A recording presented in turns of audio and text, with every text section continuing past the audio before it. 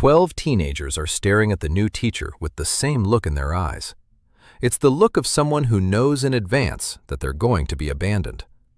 5 teachers have run away in the past 2 years. 3 months until the evaluation. They'll fail. Everyone will be kicked out for good, and the new teacher isn't even from this world. 30 minutes ago, he died in Brooklyn. A drunk taxi driver. A blow to the driver's door, the crunch of metal. His last thought is of the 16-year-old kid in the back seat to whom he never got to say how proud he was of him. And then a jolt. The wooden walls shake. It smells of dampness and horse sweat. Dan opens his eyes and sees someone else's hands. Long fingers, old calluses on the knuckles, a scar on his wrist that he'd never had before. He touches his cheekbone and finds another one, a long, straight cut from a blade. Someone had once gotten the better of this man. On his lap lies an envelope with a blue wax seal, a tower, and an open book. He breaks the wax. The letters are unfamiliar, but he reads them. To Master Daniel Hayes, a B-rank adventurer. The Royal Academy of Sill confirms his appointment as mentor to Training Group H. He reads it 3 times. He looks out the window at the white towers that loom through the rain like the bones of a giant beast. He doesn't know who Daniel Hayes is. He doesn't know what a B rank is. He only knows that he was dead, and now he's sitting in a carriage in someone else's body. The carriage comes to a stop. The coachman says they've arrived. Dan steps out into the rain toward the gates, which are 4 human heights tall. Beyond them stretches an avenue of trees with silvery bark. The leaves glow, dimly and evenly, like nightlights in a children's ward. His body automatically assumes a stance, feet shoulder-width apart, weight on the front of his feet. The stance of a man accustomed to danger. Not his stance, but his body remembers it as its own. He strides through the gates. Here the rain falls differently. The raindrops slow down just before hitting the ground. He walks past students in blue robes, past a fountain where the water rises upward instead of falling, past a bulletin board where the parchments unfold on their own. At the entrance to the main building, Renard meets him. The Vice Dean of Academics. Graying temples, tired eyes behind round glasses. He leads Dan down the hallway and drops the bombshell as they walk. Class H is a special group, 12 students with non-standard profiles. Their abilities are too narrow or too unstable. They don't fit into the classification. 5 mentors in 2 years. Dan doesn't ask why they left. He knows this pattern. A group considered hopeless. Teachers who arrive with fire in their eyes and run away after a month. A system that writes them off and then wonders why nothing grows. Rector Margaret Sill is waiting for him in her cold office. Her back is straight. Her hair is tied back in a white bun. She looks at Dan as if he were a piece of furniture she hasn't yet decided where to place. She speaks bluntly. The class failed its last evaluation. The previous instructor ran off a week before the exam. If they fail the next one, everyone will be expelled without the right to reinstatement. Dan asks how much time he has. 3 months. He stands up. He says he doesn't need the academy's resources. He needs a list of students and the key to the training ground. Renard leads him downstairs, past the 2nd floor. Past the 1st, into the basement. Class H's auditorium is rotting underground. The lights are flickering. The paint on the door is peeling. It smells musty. Dan walks in, and 12 teenagers turn their heads toward him, all wearing the same expression. He knows that face by heart. He's seen it on the kids from bedstay, on the recruits at camp, on the teenagers in Mogadishu who carried assault rifles before their school. The face of a man who's already counting down the days until you're gone. Dan doesn't introduce himself. He doesn't say he's glad to see them. He sits down on the teacher's desk, feet up on a chair. 3 of the 12 raise their eyebrows. That's not how things are done here. He says, I'm not going to read your profiles. Silence. Then he strikes out with a sweeping gesture. Stand up one at a time and show me the most useless thing you know how to do. The word useless hits each of them differently. Some lower their eyes. Some clench their teeth. The first to stand up is a girl from the front row. Black hair, straight back. Enough anger in her gaze to last 3 people.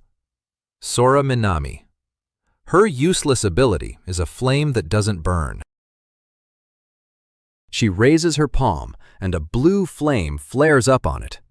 Dan reaches out toward it and pulls his hand back. Not because of the heat, because of the cold. The flame is icy. Sora waits for the reaction she's heard 100 times. A defect, an inversion, useless. But Dan pulls a piece of raw meat out of his bag. He bought it at the market in the last village without even knowing why. Now he knows. He places the meat on the table. He tells Sora to hold her hand over it for 2 minutes. 30 seconds later, frost begins to form on the meat. After a minute, it turns white.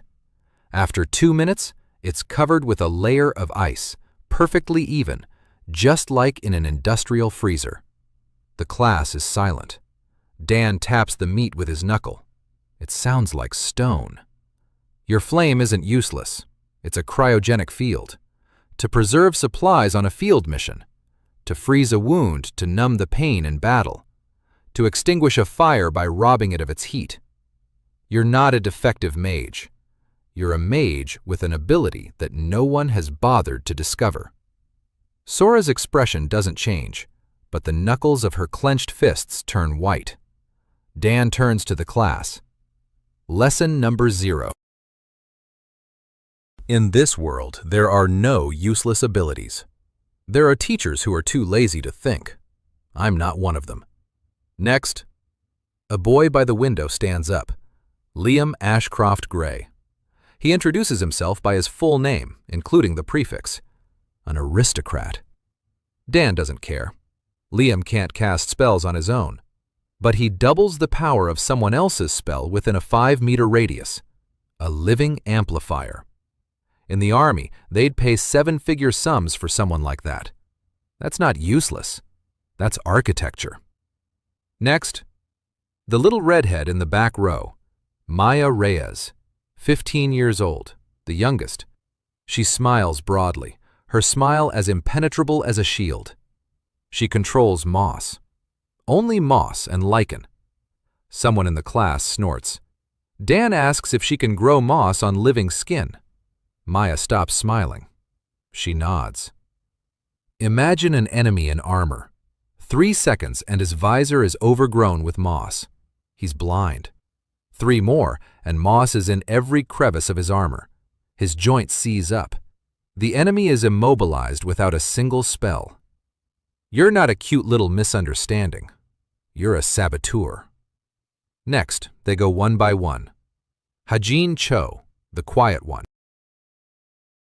She absorbs any information for an hour, then remains unconscious for a day. Everyone called her a living archive. Dan calls her tactical intelligence. Memorize the enemy's formation in a second and relay it to her team. Erin O'Doyle. Freckles. Enormous reserves and 0 self-control. 1 spell and she faints for half an hour. Dan asks, if you have 1 shot and then you'll collapse, what do you need to do? Erin thinks. Don't miss. Dan almost smiles. Exactly. Yuna So comes out last, a former Class A student, a perfect profile on paper, a universal element.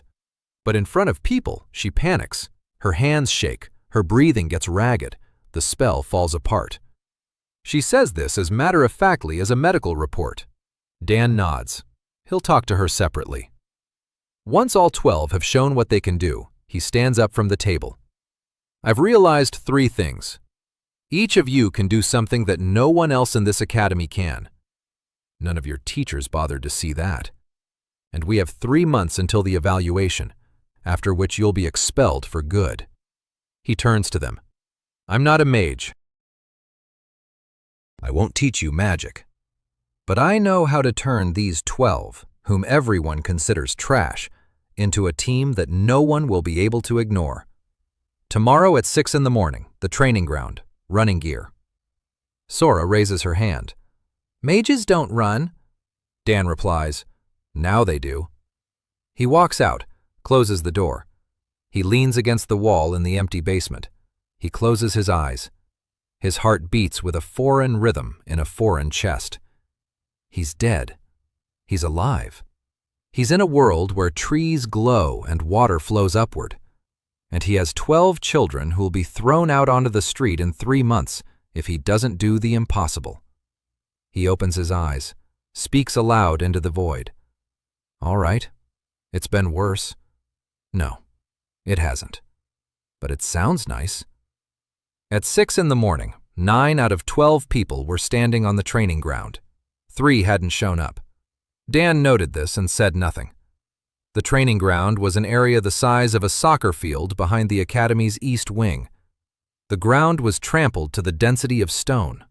Along the edges stood targets made of enchanted wood that regenerated after being struck. It was cold. Fog crept along the ground and clung to their ankles. 9 teenagers stood before Dan in mismatched clothing because none of them had a running uniform. Mages didn't run. It was beneath their dignity. Dan stood in a plain shirt and pants he'd found in the mentor's room. The body of the former Hayes was in good shape, lean, muscular, accustomed to physical exertion. Dan said, 2 laps around the track, at a walking pace, not running, at a walking pace. Anyone who stops starts over. Sora asked why. Dan replied, because I said so. It was a tactic he'd used hundreds of times. The first command is not to be questioned. The second one is up for discussion. The third one will be self-explanatory. But the first one must be followed without question to establish the basic structure. 9 people set off in a circle. Dan walked alongside them. He watched. 20 minutes later, he knew more about them than all their previous instructors had in 2 years. Sora walked first. Her pace was fast, steady, and controlled.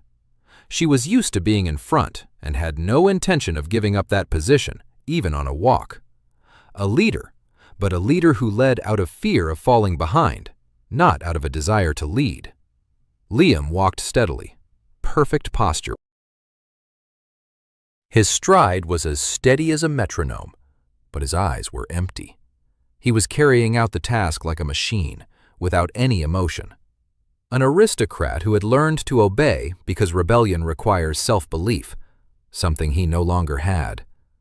Maya was chattering, to her neighbors, to the birds, to her own feet. She stumbled every 3rd step, but never once fell. Her coordination was on the level of reflexes. Her body knew how to balance. Her mind was occupied with everything but walking. It was interesting. Hajin walked last, not because she was tired, because she was used to being last. She looked down at her feet and counted her steps. Dan heard her whispering the numbers. Erin walked as if she were fighting. Wide strides, sweeping movements, every step like a blow to the floor. She had so much energy that ordinary walking seemed like a punishment to her. She wanted to run. Dan could tell by her shoulders, which trembled with the impulse she was holding back. Yuna walked steadily, too steadily, like someone who controls every movement because she's afraid that if she lets go, she'll fall apart. Dan recognized this pattern. He'd seen it in soldiers after their first battle, in children after their first betrayal. After 2 laps, he stopped the group. "All right," he said. "Now split up into pairs." They stood there staring at him. No one moved. Dan understood. They didn't know how. 2 years in the same class, and not a single one of them could walk up to another and say, "Let's do this together."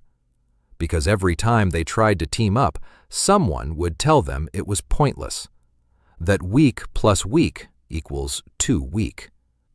Dan said, "Sora with Liam, Erin with Maya, Heijin with Yuna." The other 3. He assigned the pairs himself. It wasn't random. He'd already seen how each person moved. Who looked at whom when he said to split up? Who turned away from whom? Micro-movements, body language. 10 years in the Special Forces teach you to read people like a topographic map. Dan gave each pair a task, simple to the point of absurdity. One stands with their eyes closed. The other leads them around the training ground by the hand. No words, only touch. Sora looked at Dan as if he'd lost his mind. Dan held her gaze. Sora closed her eyes. Liam took her by the hand and led her. His movements were cautious, precise. He guided her as if he were carrying a glass vase. 5 minutes later, Dan stopped everyone and told them to switch. Now Liam closed his. Sora took the lead. Rougher, faster, impatiently. Liam stumbled. Sora yanked his hand, keeping him from falling. Roughly, but just in time. Aaron and Maya were a disaster. Aaron was walking too fast. Maya couldn't keep up with giving signals. They crashed into the target. Maya laughed. Aaron cursed. Then she laughed, too. Dan heard it. He remembered it. The first laugh. Heijin and Yuna were silence. 2 quiet girls who led each other so carefully that they barely moved. But neither of them stumbled. Not once. Perfect synchronicity between 2 people who were afraid causing harm. When the exercise was over, Dan gathered everyone together. He asked, "What did you just do?" Silence. Dan answered for them. "You entrusted your safety to another person. For 30 seconds. Without magic, without profiles, without ranks. Just one person leading and the other trusting that they won't be dropped. That's the first skill you need. Not a spell, not a technique. Trust. Without it, nothing I do next will work." Sora asked, "What are you going to do next?" Dan replied, "Teach you to work together." Aaron asked, "Why?" Dan looked at her and said, "Because individually, you'll get crushed." That's not an insult. It's a fact. Any Class A student could take any one of you in a one-on-one fight. But there's one thing Class A can't do. They can't work with each other, because each of them is strong enough on their own. You aren't. And that's your advantage. Aaron said it sounded like nonsense. Dan nodded. He said she'd change her mind in a month. The next morning, 10 out of 12 showed up. On the 3rd day, 11. On the 4th, all 12, including a guy named Nico Vare, who had spent the first 3 days holed up in his dorm room and refused to come out. He arrived without a word. He took his place at the back of the line. He didn't look at anyone. Dan nodded at him as if he'd been coming every day. He didn't draw attention to him. He didn't ask where he'd been. He just put him to work. The first week was physical training. Nothing but physical training. Running, walking, stretching, coordination exercises, partner trust exercises. Not a single spell. The academy began to speak. On the 3rd day, a professor of elemental magic named Grat approached Dan. He was a portly man with a red face and a gold chain around his neck. He asked Dan why his students were running around the training ground instead of practicing spells. Dan replied that they were practicing the fundamentals. Grat said that the fundamentals of magic were theory and flow control, not physical training. Dan asked if a typical academy graduate could run 3 kilometers without stopping. Grat didn't understand the question. Dan explained, "If a mage has exhausted his reserve in battle, he can't cast spells. What's left for him? To run. And if he can't run 3 kilometers, he's a dead man." Grat said that a mage shouldn't deplete his reserves. Dan said that was a nice theory for a lecture hall, but not for the battlefield. Grat left, annoyed. On the 5th day, Renard came to see Dan. He sat on a bench near the training ground. He watched silently for 20 minutes as 12 teenagers performed paired exercises on moving in formation. One moves, the other provides cover, then they switch. Renard said he'd never seen H-class students come to class voluntarily before, let alone all 12 of them. Dan replied that the secret was simple. He doesn't lie to them. He doesn't promise that everything will be fine. He speaks plainly. You're weak. The world is unfair to you. And the only way to change that is to become so useful to each other that no one can do without you. Renard was silent for a moment. Then he asked, "Do you believe that's possible?" Dan replied, "I've seen 18-year-old kids with no education become the best unit on the base in 3 months. If you give a person a reason to try and show them that their efforts aren't in vain, they're capable of things that would make textbooks fall apart." Renard nodded and left. On the 7th day, Dan allowed them to use magic for the first time. He gathered the class into a circle on the training ground. He said, "Sora, Liam, to the center." They stepped forward. Dan told Sora to light a cold flame in her palm. Sora lit it, a blue flame, steady, familiar. Dan told Liam to stand next to her and do what he could. Liam stood 1.5 meters away from Sora. He closed his eyes. His hands trembled slightly. And the flame in Sora's palm flared up. It didn't get any bigger. It got brighter, more intense. The temperature around them dropped by 10 degrees, 20. The grass at Sora's feet was covered with frost. The air turned white with condensation. Sora pulled her hand away. The flame went out. She stood there, staring at her palm. Then at Liam. Then at Dan. Dan said, "That was a cryogenic field with a 3-meter radius. The temperature dropped below freezing in 4 seconds. At full power, Liam, you can freeze everything within a 5-meter radius in 2 seconds. That's a Class B combat ability." At least. Sora was silent. Liam was silent. The whole class was silent. Then Maya, sitting in the back row, said, "Wow." And that was more accurate than any analysis. Dan spent the rest of the day pairing and grouping them in threes, testing combinations, writing down the results in a notebook he'd found in the mentor's office. In letters his hand remembered, but his mind did not. Each combination yielded something new. The wind generated by one of the students, named Alec Thorne, amplified Maya's moss. The lichen grew 3 times faster in the wind. Heijan's memory magic allowed her to memorize the opponent's positions in a single second and relay the layout to the team. Erin, with her insane reserve of power, could deliver a single devastating blow. And then Yuna, if she could cast a spell, would cover her while she was unconscious. If she could. Yuna stood aside and watched. She didn't participate in a single combo. When Dan approached her, she said in an even voice that there was no point in trying. She couldn't cast spells when people were watching her, and in battle, people would always be watching her. Dan nodded. He didn't argue. He didn't pressure her. He said just one thing. "We'll find a way." Yuna didn't reply. That evening, Dan sat in his room, a small cubbyhole on the 4th floor of the faculty wing. A bed, a desk, a chair, a closet with the old Hayes' clothes, a mirror on the wall. Dan stood in front of the mirror and looked at a stranger's face. 30 years old, maybe a little older. Dark hair, gray eyes, a scar on his cheekbone. The face was attractive in a rugged way, the face of a man who had seen enough to stop smiling for no reason. Dan raised his hand. The reflection raised its hand. He clenched his fist.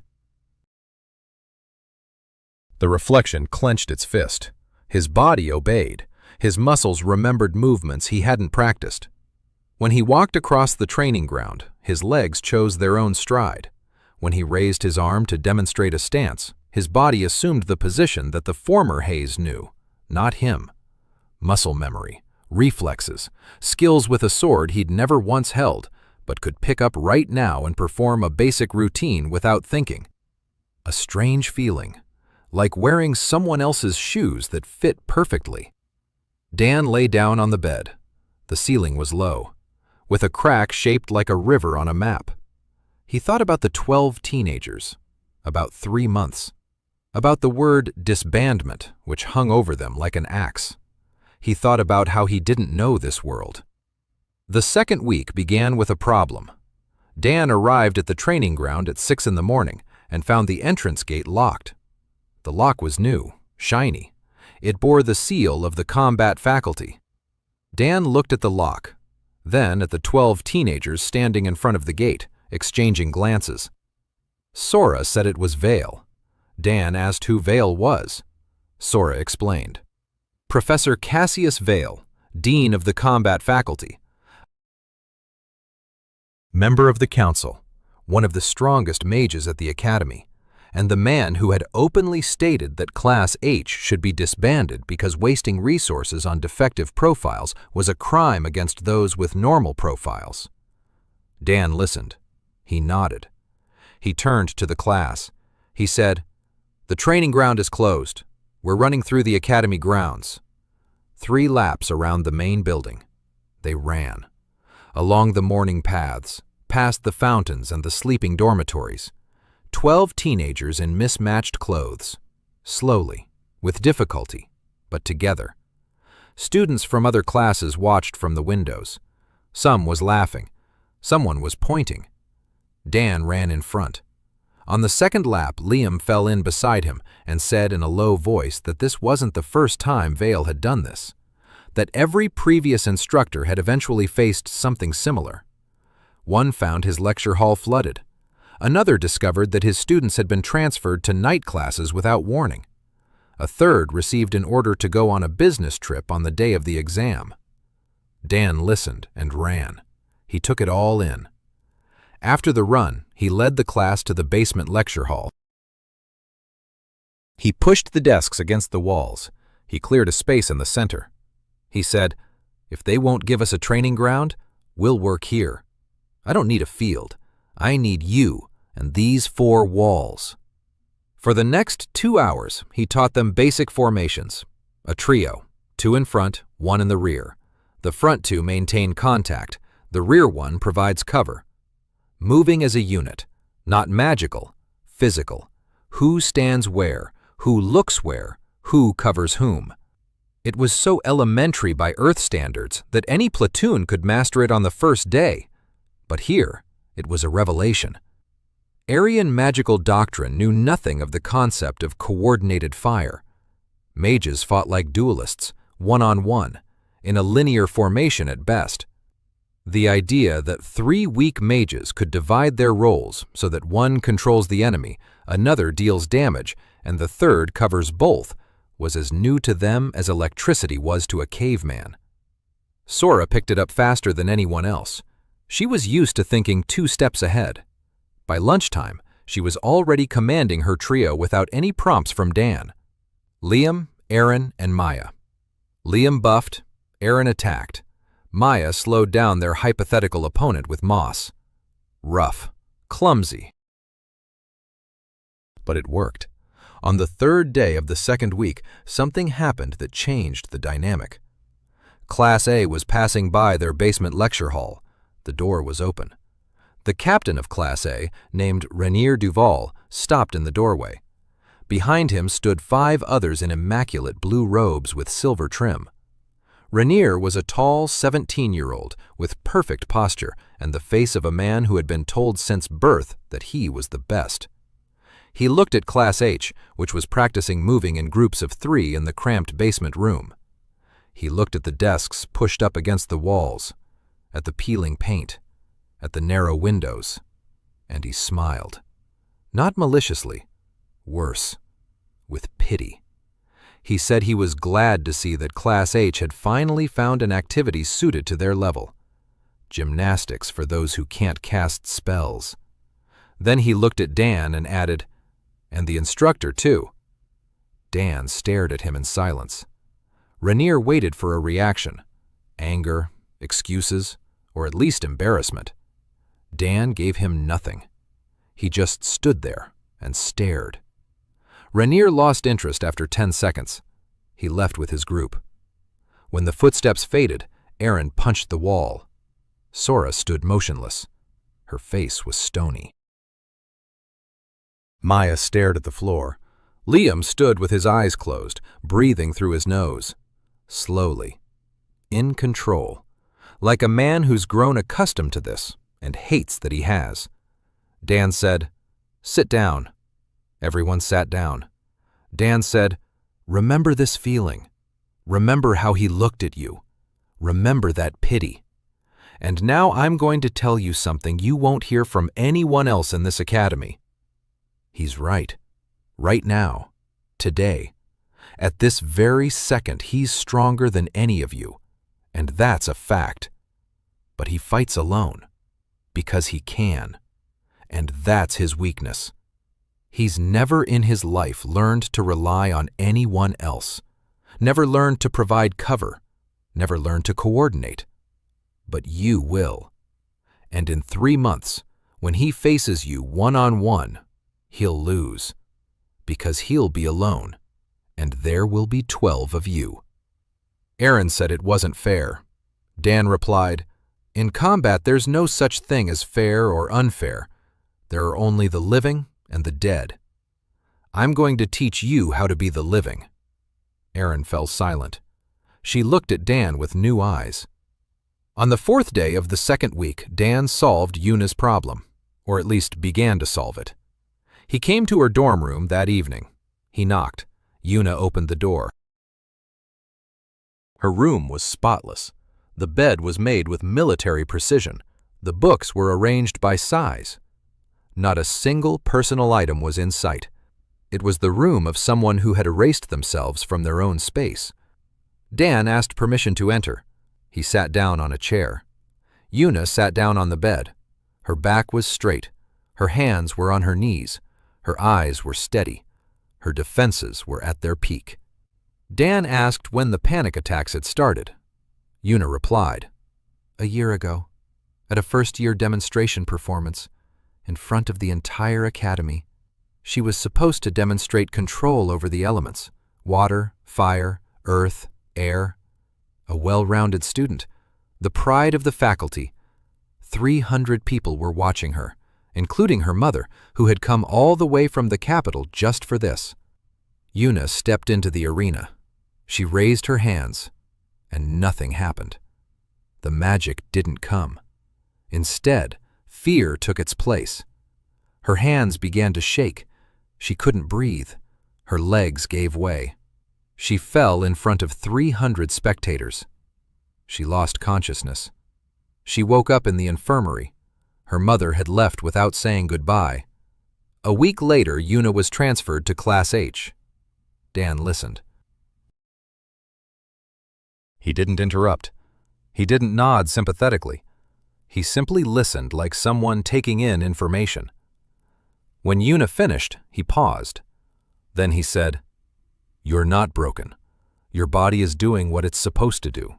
It's protecting you. Panic isn't an illness. It's a warning signal. The problem isn't the signal. The problem is that you're being forced to work in conditions where the signal goes off every single time." Yuna didn't answer, but her fingers loosened slightly on her knees. Dan said, "I won't ask you to cast a spell in front of the class. Not tomorrow. Not in a week. Maybe not even in a month. But I'll ask you for one thing. Cast a spell in front of just one person. One. Choose whoever you want." Yuna thought for a moment. Then she said, "Hey, Jean." Dan nodded. He said he'd start with that. The next day, Yuna and Jean practiced separately from the class, in an empty room on the 3rd floor that Dan had asked Renard for. Jean sat in the corner with a notebook, drawing. She didn't look at Yuna. Yuna stood in the center of the room. She raised her hands. The air around her rippled. A ripple of invisible force ran across the floor. Small pebbles on the windowsill lifted and hovered. Yuna maintained control for 7 seconds. Then she lowered her hands. The pebbles fell. Jin didn't look up from her notebook. She said quietly that it was beautiful. For the first time since Dan had known her, Yuna blushed slightly. At the same time, Dan came face to face with Vale. It happened at a general faculty meeting at the end of the second week. A large hall on the second floor with a long table and chairs. 23 faculty members, Rector Sill presiding. Dan sat at the end of the table. Vale sat 3 seats away from the rector. Dan saw him for the first time and immediately realized who he was dealing with. Cassius Vale was handsome, tall, broad-shouldered. His hair was the color of old silver, though he was no older than 45. His face was chiseled, with high cheekbones and a chin that looked as if it had been cast from metal. His eyes were dark blue, attentive, intelligent. He smiled easily and often. He spoke softly, but the entire room listened. When he entered, people turned toward him like sunflowers toward the sun. Dan knew this type, a charismatic leader, absolutely self-assured. A man who doesn't command, but draws people in. And that's exactly why he's dangerous. Because people like that sincerely believe they're right. Vale raised the issue of reallocating training range time. He said the combat department needed additional time to prepare for the intercollegiate tournament. He proposed cutting back on hours for the lower-level classes.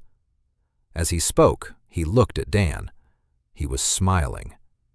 Dan didn't object. He didn't argue. He asked one question. He asked Vale what the survival rate of combat department graduates in the field had been over the past 5 years. Vale stopped smiling. Rector Sill looked at Dan with something resembled curiosity. Vale replied that this information was confidential. Dan said he was asking this question because if the Academy's goal was to prepare mages for real threats, then the reallocation of resources should be based on data, not prestige.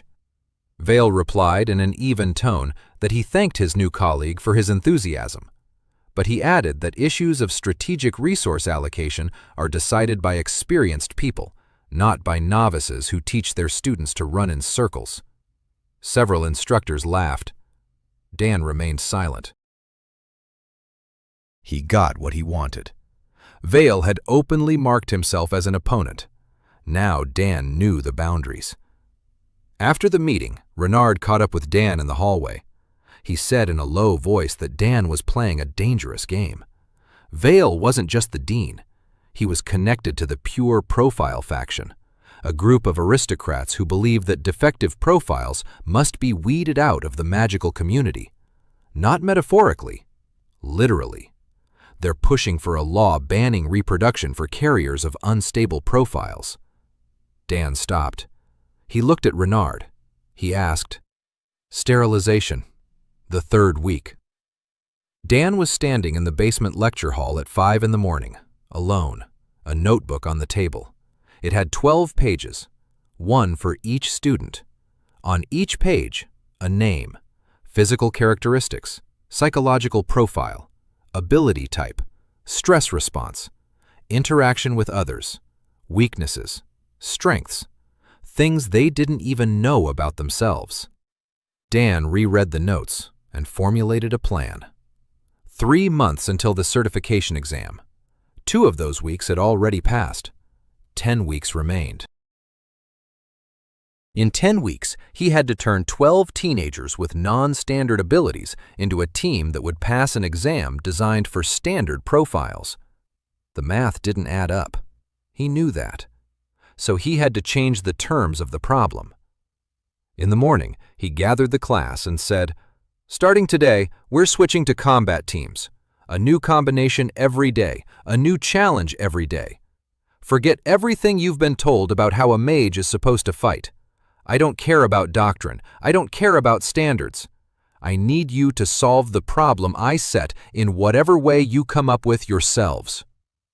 The first task was simple. At one end of the auditorium stood a wooden mannequin, enchanted, sturdy. The task? Immobilize it in 10 seconds, as a trio. The first trio, Sora, Liam, Maya. Dan timed it. Sora struck its legs with a cold flame. Liam amplified it. Maya's moss crept up its frozen legs, locking the joints in place. 7 seconds. The mannequin stood there, caked in moss and covered in frost from the waist down, motionless. Dan nodded. He said, "Good, but slowly. Again." They repeated it. 6 seconds. Again. 5. Again. 4.5. Sora began giving orders to the trio without waiting for Dan. She rearranged the sequence. Maya first, moss on the legs to slow them down, then Sora on the torso. Liam amplifies. 3.5 seconds. Dan didn't praise them. He said, "Now the mannequin is moving." He activated a spell on the mannequin. It was one of the few things the body of the former Hayes remembered how to do. A simple animation spell, effortless, requiring no mana reserve. The mannequin began to move, slowly, clumsily, but enough to dodge the moss and the cold. The first attempt failed. The moss passed by. Sora's flame struck empty air. The mannequin swayed and knocked Maya off her feet. Dan stopped it. He looked at the three of them. He asked, "What went wrong?" Sora replied, "We didn't take into account that the target was moving." Dan nodded. He said, "You were working with a stationary target. Now the target is moving. What do we need to change?" Liam said quietly, "We need someone to predict its movement." Dan pointed at Heijin. He told her to come over. He explained the task. Heijin had to watch the mannequin and memorize its movement pattern. Then she had to tell the trio which way it would sway. Heijin nodded. Her eyes changed. They became focused, sharp. She watched the mannequin for 3 seconds. Then she spoke. "It swings to the right every 4 seconds. The amplitude is decreasing. The next swing will be in 2 heartbeats." Sora threw the moss at the spot where the mannequin would swing in 2 heartbeats. She hit it. Liam increased the intensity. Sora froze. 4 seconds. With a moving target. Heijin stood to the side, blinking. She hadn't been an archive just a moment ago. She was a tactical scout, and everyone saw it. Dan worked with each trio separately. He found combinations. He discarded the ones that didn't work. He memorized the ones that did. The twins, Tarek and Farik Navar, possessed mirror magic. One created an illusion. The other made the illusion physical for half a second. Separately, it was useless. Together, it was the perfect feint. The opponent sees a strike from the left, blocks it. The strike turns out to be real. From the right. Nico Var. A quiet guy who hadn't shown up for classes in 4 days. His ability was strange even by Class H standards. He could neutralize other people's magic within a 2-meter radius. Completely. Any kind. Including his own. The Academy considered him an anti-mage, a mistake of nature, a nuisance. Dan saw something else. A living shield. 2 meters of absolute protection against any spell. Paired with someone who deals physical damage, it's an impenetrable wall. Dan paired Nico with Aaron. He explained. Aaron strikes once and falls. Nico stands nearby and blocks everything that comes flying back while Aaron is unconscious. Then he pulls her out. For the first time in 3 weeks, Nico looked Dan in the eye. He said, "You want me to be a wall." Dan said, "I want you to be an anchor. A wall stays in place. An anchor holds the ship. The difference is that without an anchor, the ship drifts away. But you can get around a wall." Nico didn't answer, but the next day he arrived 10 minutes before the others. Rin Kage was there too. 16 years old, skinny, quiet. Ability. She could see in the dark, literally. Night vision. Perfect, in any darkness. The academy didn't know what to do with it because all classes were held during the day. Dan knew. He started holding night training sessions, twice a week, in complete darkness. Rin led the group. She directed their movements. She assigned positions. In the dark, she went from being the most inconspicuous to the most important. There was Alec Thorne, 17 years old, wind magic, weak, gusts at best, enough to lift leaves. But Dan discovered that Alec's wind carried sound. A whisper spoken into Alec's wind could be heard 40 meters away, directed, only to the one it was meant for. Dan found a use for it instantly. Communication. In a world without radios, Alec became a radio operator. He could relay Dan's command to any member of the trio at a distance through the wind, silently, unnoticed. There was Kira Morn, 16 years old, gravity magic, or rather what remained of it. She could halve the weight of an object, including her own body. Not increase it, not reduce it to zero, by half. The instructors considered it a rudimentary ability, not worth developing. Dan paired Kira with Aaron. Kira halved Aaron's weight. Aaron moved twice as fast while expending the same amount of energy. Her single strike came at double the speed. It was physics, simple, down to earth. But here, no one thought of it in those terms. By the end of the third week, Dan had 4 working trios and 2 pairs.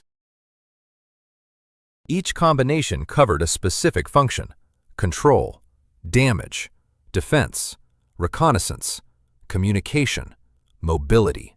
12 weak mages, 6 functions, none of which any one of them could perform alone. Together, they were something this academy hadn't seen in 5 centuries. On the 4th day of the 3rd week, Dan received a letter, an official envelope bearing the seal of the combat faculty. The letter was brief. The dean of the combat faculty, Professor Cassius Vale, proposed holding a friendly exhibition duel between representatives of Class A and Class H for the purpose of strengthening inter-class ties and assessing the students' progress. Time and place: Saturday, main training ground, public. Dan read the letter. He reread it. He set it down on the table. It was a trap, an obvious one. Vale wanted a public humiliation. 3 students from Class H against 1 from Class A. The outcome was a foregone conclusion, and after that outcome, Vale would go to the rector with his argument. See? 3 months and no progress. Disband the class. Dan could have refused. According to the rules, a duel is voluntary, but refusal is also a statement. Class H is afraid. Class H knows its place. Dan looked up at the ceiling of the small room, a crack the size of a river. He thought. He didn't think like a mentor, like a tactician. Then he stood up. He went to the class. He gathered them in the lecture hall. He placed the letter on the table. Sora read it first. Her face turned to stone. Saturday, the main training ground. Dan stood at the edge of the arena and looked at the stands. There were more people than he'd expected. Word of the duel had spread throughout the academy in 2 days. Students, faculty, even the support staff. At least 400 people. Everyone had come to watch Class A wipe the floor with the scum from the basement. It was entertainment, like a bear fight with dogs. Everyone knows who will win. The only question is how quickly. Vale sat in the faculty box. Next to him were 2 men in dark that Dan had never seen before. Not faculty. Someone from the council or a faction. Vale was smiling. Renard stood at the edge of the podium with the expression of a man who'd come to a funeral. Rector Sill was absent. That, too, was a statement. Dan turned to his own people. 3 of them stood before him: Liam, Aaron, and Maya. He hadn't chosen them by chance. Liam, because his enhancement worked on any partner standing nearby. Aaron, because she needed just 1 strike and an excuse to deliver it. Maya, because no one at this academy took her seriously, which meant no one would defend themselves against her. Standing opposite them was a single man, Renier Duval, Class A captain, 17 years old. Profile: pure fire, supreme control, Category A reserve, the best first-year combat mage, possibly the best in the last 10 years. He stood in the arena in a perfect stance, a slight smile on his handsome face. He had no doubts, not for a second. The judge stepped into the center, an old professor named Grimes, a former combat mage, 20 years on the faculty. He announced the rules. Fight until you can't fight anymore. Killing spells are forbidden. A barrier around the perimeter of the arena will absorb anything that flies outside its boundaries. Dan stepped back toward the edge. He positioned himself so he could see the entire arena. He wasn't wearing communication earpieces. He hadn't created an artifact yet, but he had Alec. Alec was standing right next to him. His wind could carry a whisper 40 meters. Right into Liam's ear. Dan leaned toward Alec and whispered, "Tell Liam, don't do anything for the first 10 seconds. Just dodge. Let him show his pattern." Alec nodded. The wind ruffled the hair on his forehead. Dan saw Liam tilt his head slightly. He'd heard it. The referee raised his hand, then lowered it. The fight began. Renier attacked instantly. A fiery whip lashed across the arena. Red, bright, hot. The stands gasped. Liam jerked to the left, Aaron to the right, Maya backward. The whip passed between them and struck the barrier. The barrier flared and absorbed the blow. Renier didn't stop. A second strike, a third. Fire projectiles, one after another. Fast, precise, each on the level of a spell that no one in Class H could even begin to cast. Liam dodged, Aaron dodged, Maya dodged. 10 seconds, Dan counted. He watched. Renier struck with his right hand, always. He shifted to the left after every other strike. A 1.5 second pause between bursts, reloading. Dan leaned toward Alec. He whispered, "Pass it on. Maya's taking the next pause. Legs." The signal went to Liam. Liam nodded. He turned his head toward Maya. He mouthed something. Maya nodded. Renier struck twice more. A pause. 1.5 seconds. Maya raised her hand. Moss. A green ribbon across the arena's stone floor. Quickly, quietly, imperceptibly against the backdrop of dust and fire. The moss crawled to Renier's feet in a second. It wrapped around his right ankle. Renier didn't notice. He was preparing his next series of strikes. He raised his right hand. He stepped to the left. His right leg didn't move. The moss was holding him. Renier staggered. He lost his balance for half a second. The stands fell silent. Half a second. Dan whispered, "Now." Alex sent a gust of wind. Liam stepped toward Aaron. His hands glowed. Echo magic. Amplification. Aaron felt her reserve double. She didn't hold back. She didn't conserve her power. She did what Dan had been teaching her for 3 weeks. She spent it all, in a single strike. Aaron thrust both arms forward. A pillar of pure power burst from her palms. Not fire, not ice, not wind. Raw, magical energy. Unformed, rough, like a sledgehammer blow. Amplified twofold by Liam. Renier saw it.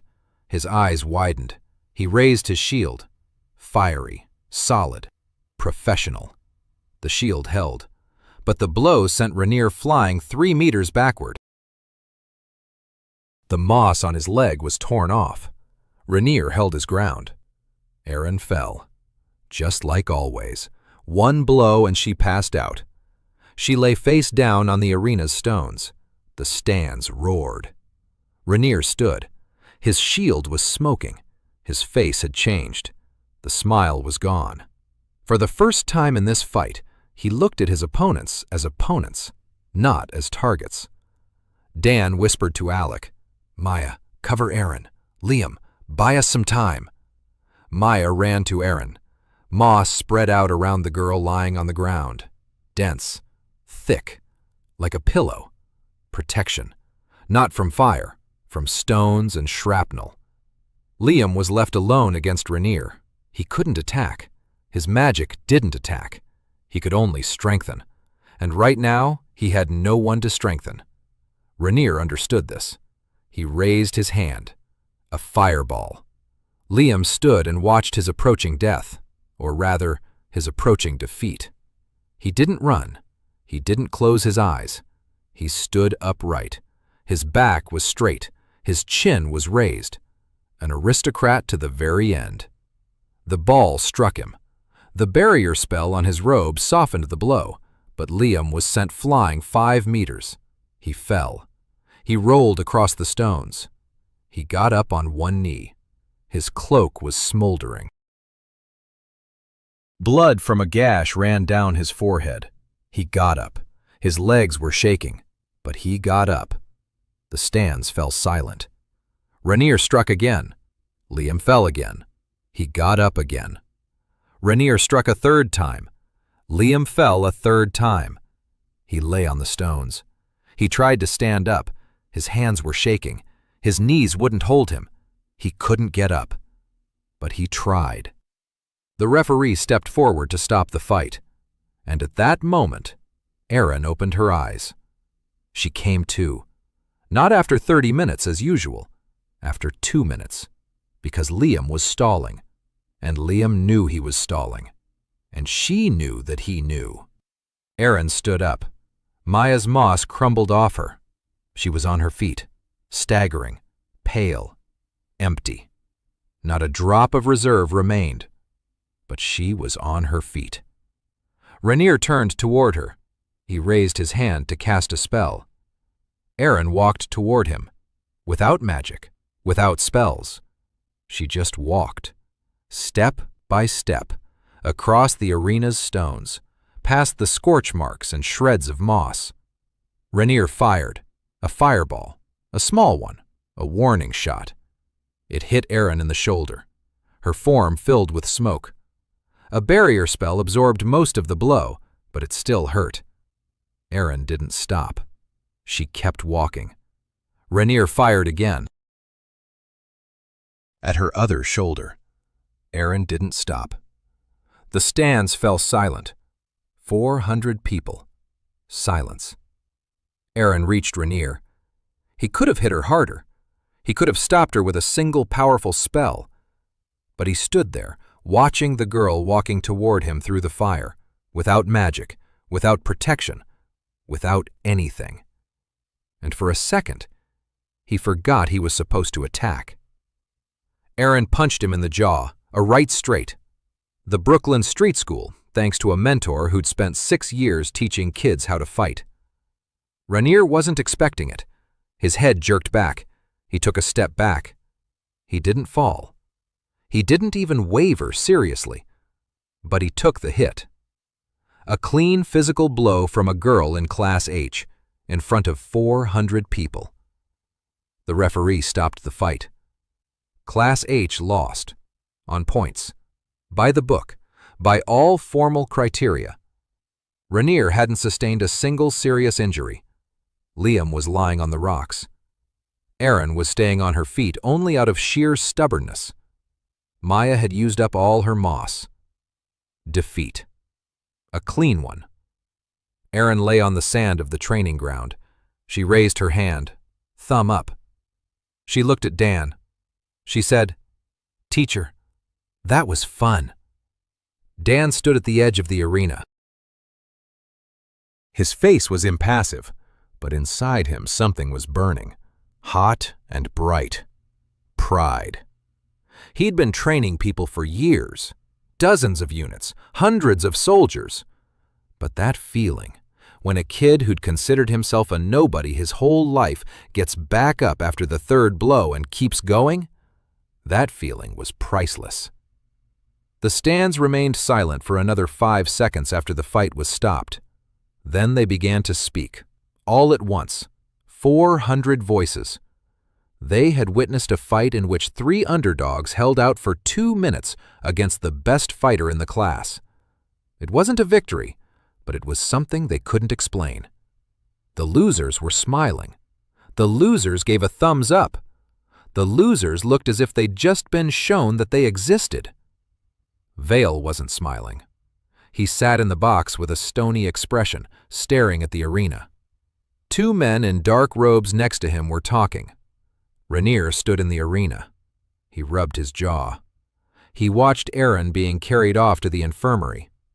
His face wore an expression Dan knew well. The expression of a man who, for the first time in his life, had been shown that there was something he didn't understand. After the fight, Dan sat in the infirmary next to Liam. Liam was lying on a cot. The gash on his forehead had been treated. The burns on his hands had been bandaged. He was staring at the ceiling. He said quietly, "I didn't do anything. I just stood there and took the blows." Dan replied, "You gave Erin 2 minutes. 2 minutes she needed to pull herself together. You knew what you were doing." Liam was silent for a moment. Then he said, "I didn't know. I just didn't want to fall in front of him." Dan looked at him. He said, "It's the same thing." For the first time in 3 weeks, Liam smiled slightly.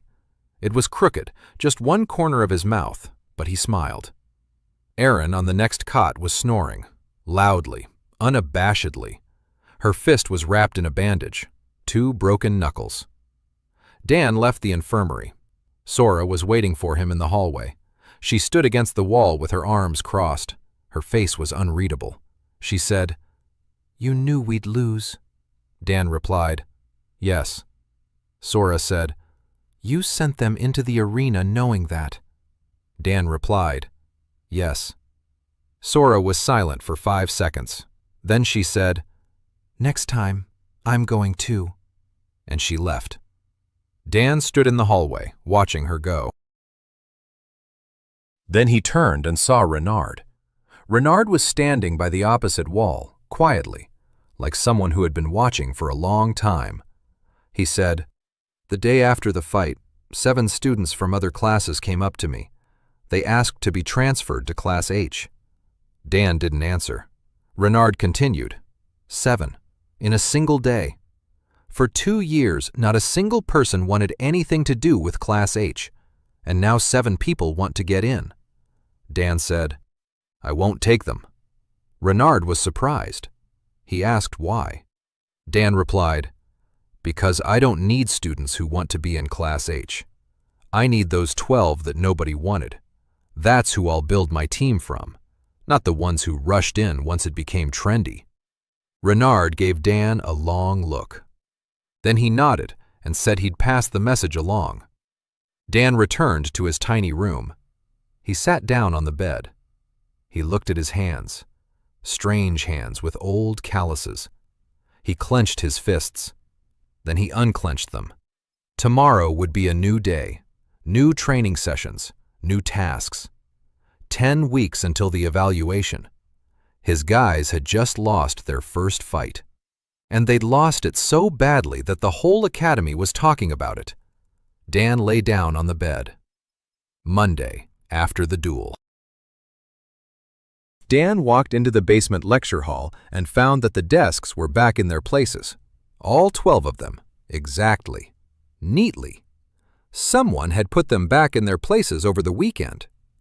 Written in chalk on the board were the words, "Know your place." Dan wiped the writing off with his sleeve. He turned to face the class. All 12 were sitting there, looking at him. Their faces had changed. Not drastically, but Dan could see the difference. 3 weeks ago, they had been 12 separate individuals who just happened to be in the same room. Now they were 12 people who knew that 3 of them had stepped into the arena and hadn't cracked. It changed the atmosphere in the room. Dan said, "Enough basking in yesterday's glory. We lost. It was impressive, but we lost. And in 10 weeks we have the evaluation. And you can't just lose impressively during the evaluation. We have to win." He laid his notebook on the table. He opened to a blank page. He said, "I found out the format of the evaluation. 3 stages. First, an individual demonstration of elemental control. Each student must demonstrate 3 basic spells from their specialization. Second, paired sparring. 2 pairs from the class against 2 pairs from the exam pool. Third, a tactical exercise. A group of 6 people goes through a simulated combat encounter at the training ground. Evaluation is based on 3 criteria: control, effectiveness, survivability." Sora said, "The first stage will kill us." She was right. Individual demonstration of elemental control, standard spells, standard criteria, for standard specializations. Class H had no standard specializations. Sora's cold flame wasn't classified as fire magic at all. Liam's echo wasn't considered magic at all because he didn't generate anything of his own. Maya's moss didn't fall into any category of elemental control. Nico's extinguishment was the antithesis of what the exam was testing for.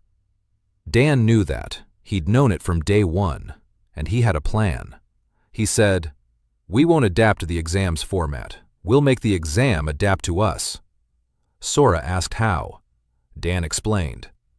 According to the Academy's charter, a student must demonstrate 3 spells from their own profile during an individual demonstration. The key word, their own. The charter doesn't say these have to be standard spells from the textbook. The charter says these must be 3 manifestations of a magical profile that demonstrate control. If Sora demonstrates 3 applications of cold flame with varying intensity and precision, those are technically 3 elemental control spells. If Liam demonstrates the amplification of 3 different types of magic on 3 different objects, those are 3 manifestations of his profile.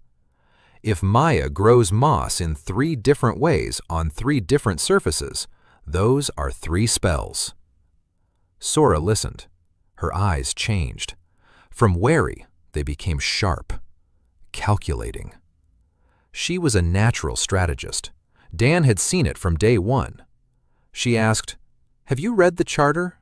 Dan replied, "3 times, over the weekend. It's on the table in my little room.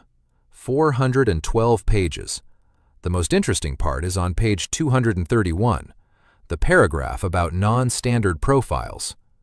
There's a note written in small print 200 years ago. If a student's magical profile does not fit into any of the standard categories, the examiner is required to evaluate the demonstration based on general assessment criteria rather than categorical ones. This means that the examiner cannot lower the grade simply because the flame is cold rather than hot. They may only evaluate accuracy, stability, and reproducibility. Sora stood up. She walked across the auditorium. She turned to Dan. She said, "Vale knows this." Dan nodded. He said, "Of course he does. That's why he'll put pressure on the examiners. He'll try to appoint his own people, or change the format at the last minute. We need to be prepared for both scenarios." The most intense weeks of training began. Dan divided the day into 3 blocks. Morning, physical training and individual work with each student. Each had 3 spells, 3 manifestations of their unique profile, honed to the point of automaticity. Afternoon, partner sparring. Each pair practiced combat coordination until they could barely stand. Evening, tactical work in groups of 6. A simulation of a training ground exercise in the basement lecture hall, with makeshift obstacles made from desks and chairs. Dan worked 18 hours a day. He slept 4. He ate on the go. The body of the former Hayes held up. It was used to such exertion. His muscles remembered how to work themselves to the bone. 3 days into the intensive training, Dan faced his first serious crisis within the class. Nico War refused to train. He didn't show up in the morning. He didn't show up in the afternoon. Dan found him in his dorm room. Nico was sitting on his bed, staring at the wall. Dan sat down on a chair across from him.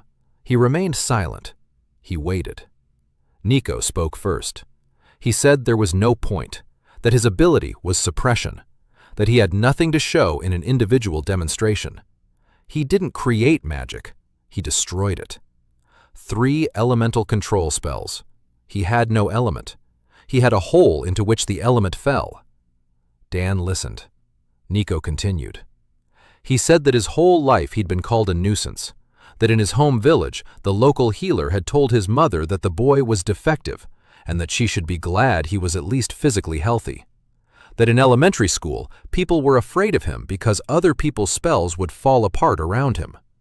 That he'd gotten used to being a blank slate. And that Dan could say whatever he wanted about anchors and shields, but that didn't change the fact that he had nothing to show for himself on the exam. Dan was silent for a moment. Then he asked, "Can you control the radius of the suppression?" Nico said yes, from 0 to 2 meters. Dan asked, "What about the shape?" Nico didn't understand. Dan explained, "The suppression spreads evenly in all directions, like a sphere. But what if it's not a sphere? What if you direct it in just one direction? Like a beam, like a cone?" Nico said he'd never tried it. No one had asked him to. Dan said, "Try it." They went down to the training range. Dan persuaded the guard to open the side entrance because the main entrance was still sealed by Vale's seal. He positioned Nico in front of the target. He lit the magical fire on the target with a simple activation spell drawn from his body's muscle memory. He told Nico, "Extinguish it, but only the target, not everything around it." Nico hined his hand. He closed his eyes. The magical fire on the target flickered. Then it went out. The fires on the targets to the right and left continued to burn. Dan looked at Nico. Nico opened his eyes. He looked at his hand, then at the target, then at his hand again. Dan said, "That's control. That's precision. That's targeted extinguishing. 3 spells. Spot extinguishing, cone extinguishing, sphere extinguishing. 3 manifestations of your profile. 3 demonstrations of control. No textbook describes this, because no textbook knows what to do with an anti-mage. But the charter doesn't require a spell to be in a textbook. The charter requires control. And you've just demonstrated a level of control that no one else in this academy possesses." Nico stood motionless. His hands weren't shaking. For the first time in 3 weeks. He said quietly, "I'll be here tomorrow morning." Dan nodded. Nico left. Dan stayed on the training ground. He stood there, thinking about the boy who had considered himself a blank slate his whole life, and who had just learned that emptiness could be a weapon, that the hole into which magic falls isn't a defect, it's a function. Just like a flame or the wind. It's just that no one had bothered to give it a name. In the 5th week, what Dan had both been waiting for and fearing at the same time happened. Yuna stepped out in front of the class. Not during a private training session with Heijin, not in an empty room behind a closed door. During the morning class, in front of all 11 of them. Dan hadn't asked her to. He hadn't pushed her. She stood up on her own. She walked to the center of the auditorium. Her hands were trembling. Dan saw her lips turn white. He saw her breathing quicken. He saw her pupils dilate. The panic was setting in. He wanted to tell her to stop. He didn't. Heijin was sitting in the front row, quiet, not looking at Yuna, drawing in her notebook, just like she had in that room on the 3rd floor. She was creating a familiar anchor for Yuna, a presence without pressure. Yuna raised her hands. The air in the auditorium quivered. The desks creaked. Dust rose from the floor and hung in the air. Yuna held the pose for 3 seconds. 5. 7. On the 8th second, her breath caught. She lowered her arms. The dust settled. The desks stopped creaking. Yuna stood in the center of the auditorium with teary eyes and trembling hands. No one laughed. No one looked away. Erin stood up from her seat. She walked over to Yuna, took her by the hand, said, 8 seconds. Tomorrow it'll be 9. Yuna looked at Erin, the rough-around-the-edges redhead with bandaged knuckles who had walked through fire 3 days ago. Yuna didn't answer. But her fingers squeezed Erin's hand, tightly. Dan stood against the wall and said nothing. He didn't need to say anything. The class had done it on its own. They had rallied around Yuna not because Dan had asked them to, because 3 weeks ago they had been 12 strangers, and now they were something else. Something that didn't yet have a name, but that already knew how to hold a hand. That evening, Dan sat in the little room and drew up a schedule for the remaining 8 weeks. The notebook was filled to the last page. He started a second one. Every student, every pair, every combination, weak spots, areas for growth, what works, what doesn't work, what might break under pressure. He thought about Vale, about how the dean wouldn't stop at a closed training ground and chalk marks, that the next blow would be more serious, and that Dan had neither the political clout nor the magical power to respond. The only thing he had were 12 teenagers who were beginning to believe they were worth something, and 3 months that were melting away like snow in Sora's palm. Week 7. 5 weeks until the evaluation. Dan was standing on the training ground at 4 in the morning. Oh, Dan. He'd come in through the side entrance, which the guard now opened for him without asking any questions. The old man had seen the 12 teenagers running in the rain when the main entrance was closed. He'd seen them training in the basement under flickering lights, and silently he'd started leaving the side door unlocked. Dan stood on the empty field, holding a piece of metal in his hands, a thin copper plate the size of a coin. He'd been working on it for 3 nights. The body of the former Hayes remembered how to handle artifacts, not how to create them from scratch. Modify, repurpose. The former Hayes had the skill of a field artifactor, not academic, rough, practical, like a mechanic who fixes an engine in the field using whatever materials are at hand. Dan put this to use. The copper plate was the simplest communication artifact. The Academy used similar ones to broadcast announcements throughout the territory. The voice went into one plate and came out of another. The range was 200 meters. Dan modified the circuit. He made 12 plates. Each was tuned to his voice. Each worked one way. He spoke. They heard.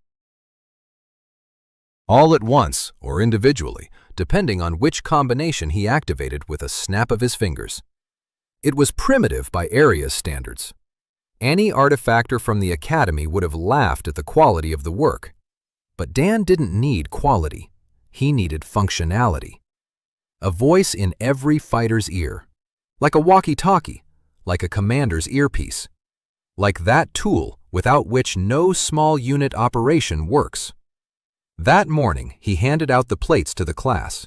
He explained, "Wear them around your neck, under your clothes, always, during training, in class, in the cafeteria, in the dorm."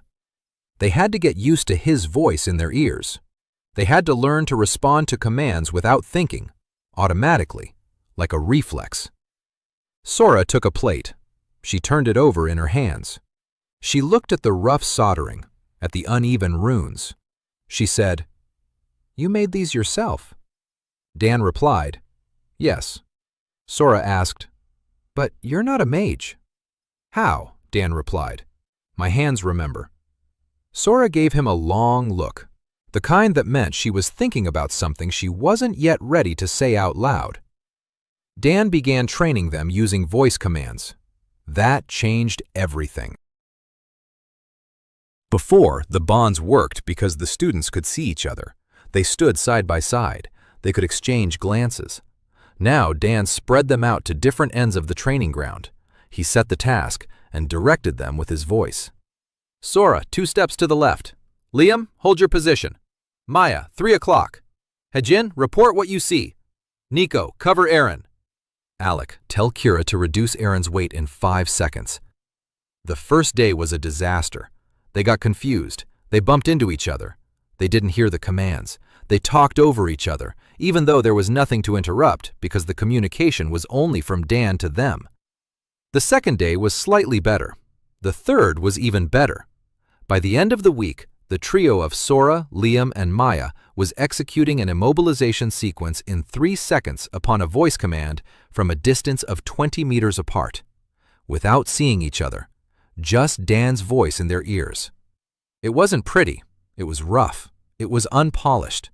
No professor at the academy would call it a magical art. But it worked. And that was the whole point of Dan's method. Not pretty, not proper. It works. On the third day of the 7th week, what Dan had anticipated but hoped to delay finally happened. Vale struck. Not at the class, at Dan personally. That morning, Renard came to his cubicle with a document, an official request from the dean's office of the combat faculty, a demand to conduct a qualification review of Class H instructor, Master Daniel Hayes. The grounds? Master Hayes does not have a registered magical profile. According to paragraph 147 of the Academy's charter, every instructor is required to have a verified profile of at least Category C. Master Hayes did not undergo the Prism of Origin on Academy grounds. His profile is not listed in the registry. Request to re-evaluate his profile through the Prism and, in the event of a category mismatch, remove him from his position. Dan read the document. He reread it. His expression did not change. Inside, he was weighing his options. The Prism of the Source, an artifact that determined one's magical profile, one that, upon its appearance in this world, showed nothing. If he were placed before the prism again, the result would be the same. A 0 profile. Removal. The end. Renard stood in the doorway. His face was ashen. He said Dan had a week.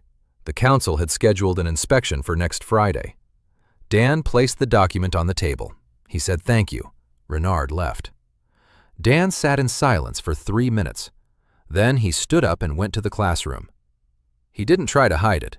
He gathered everyone in the lecture hall. He placed the document on the table. He read it aloud. When he finished, the room was so quiet it made his ears ring. Erin was the first to stand up. She said it was a setup, that they would go to the dean, and that they couldn't let it go like this. Dan raised his hand.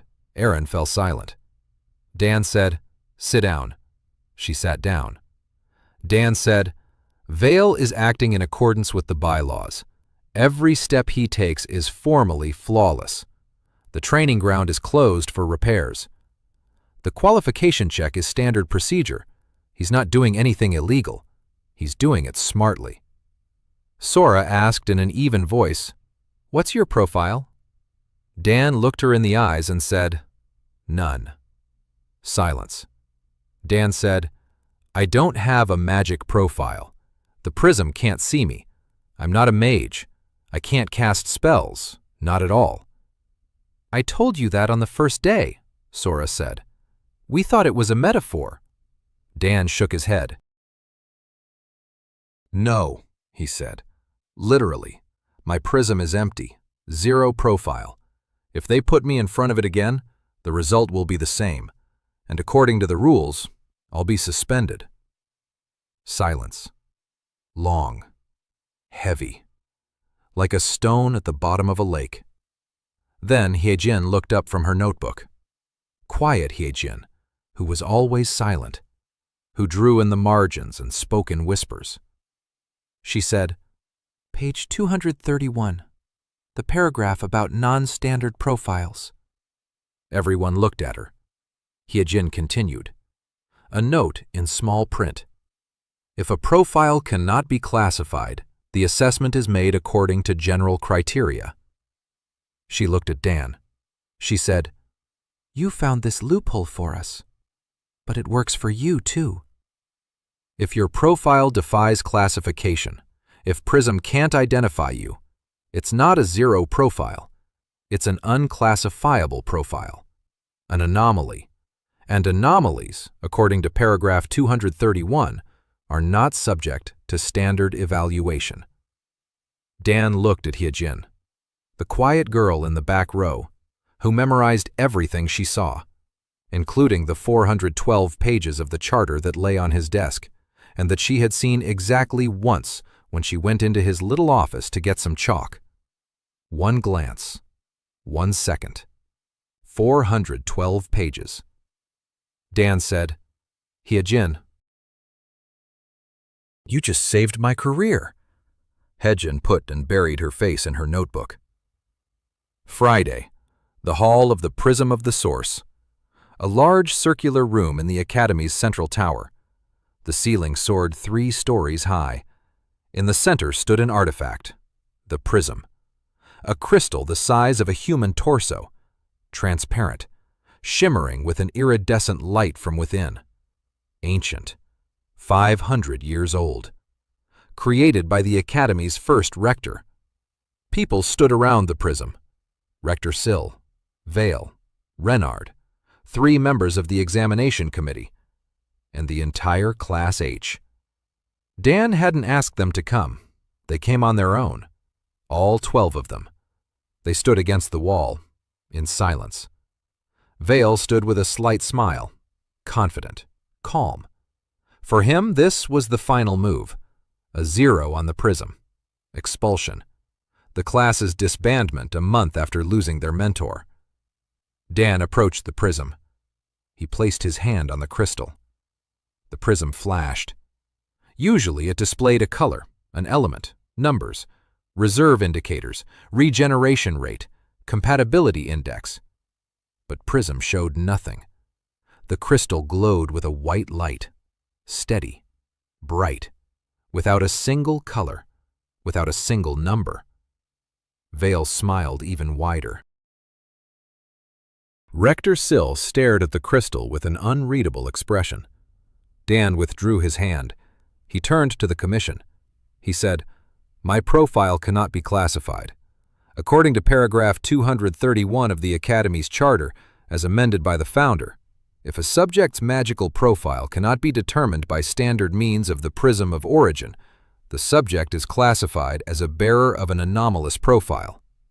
An anomalous profile is not equivalent to a 0 profile and does not constitute grounds for removal from office." Vale stopped smiling. Rector Sill turned her head slightly toward him. Vale said that this was an interpretation, not a law, that paragraph 231 applies to students, not to faculty. Dan replied, "The paragraph does not specify the subject.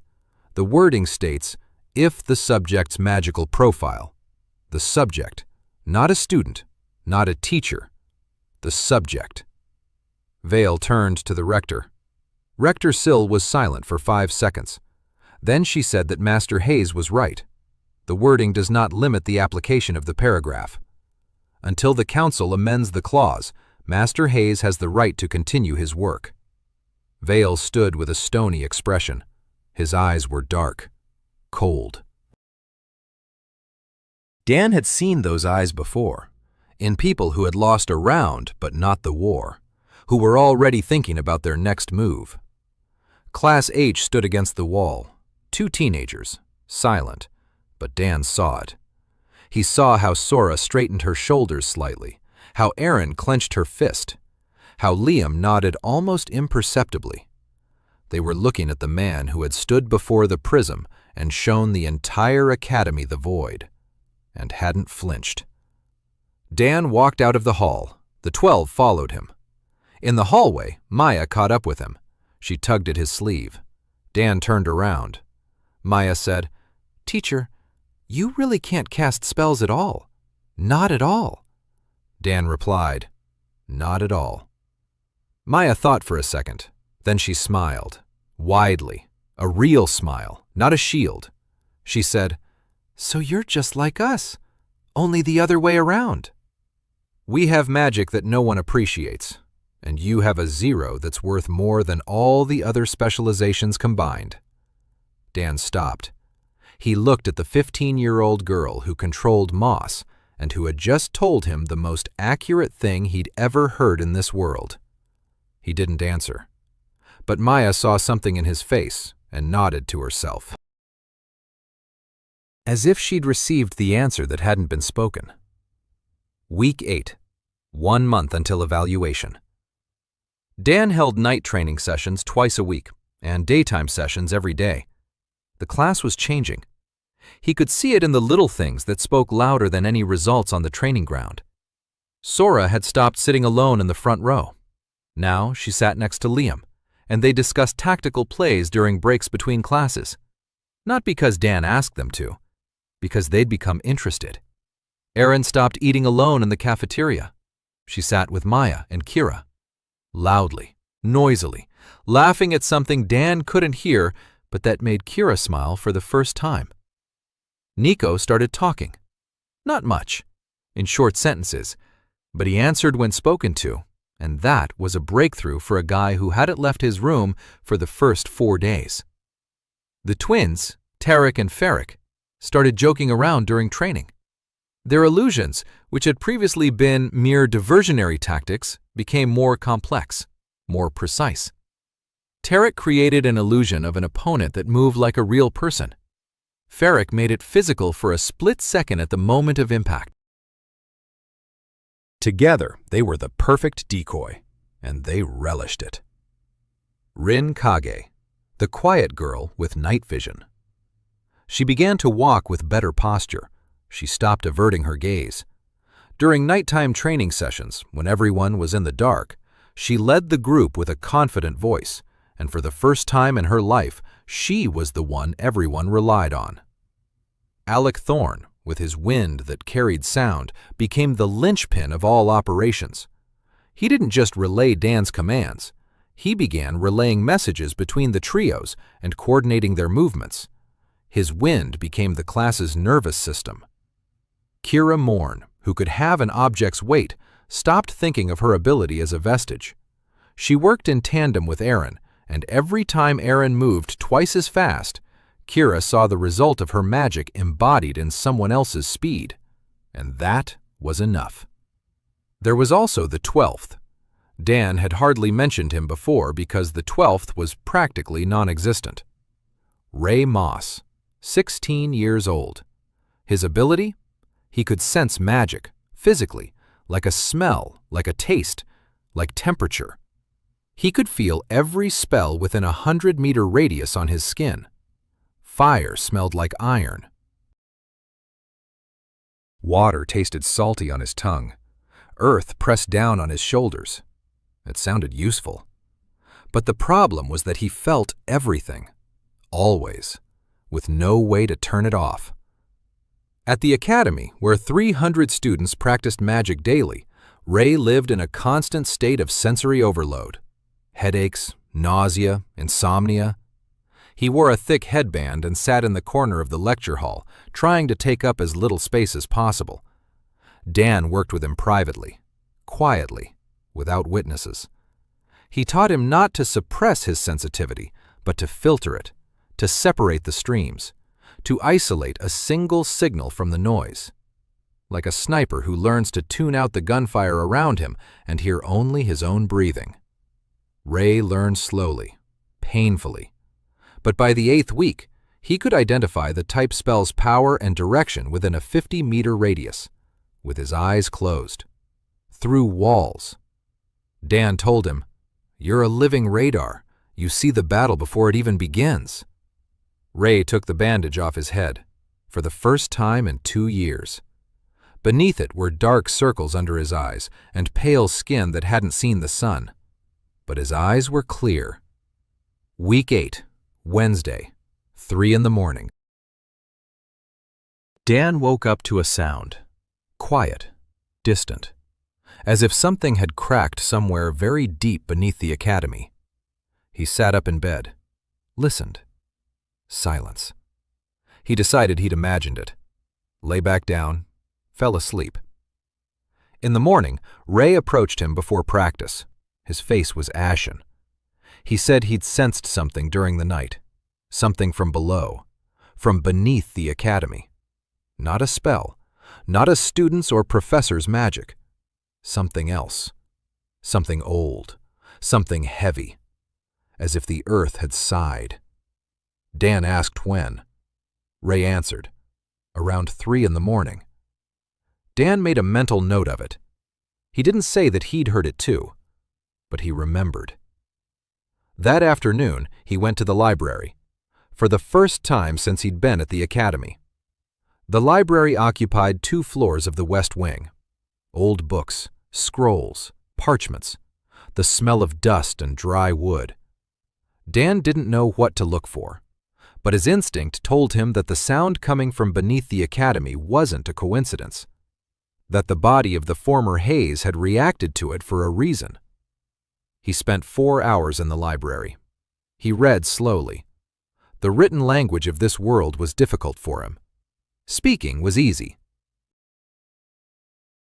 Understanding came intuitively, but reading long texts with complex grammar was torture.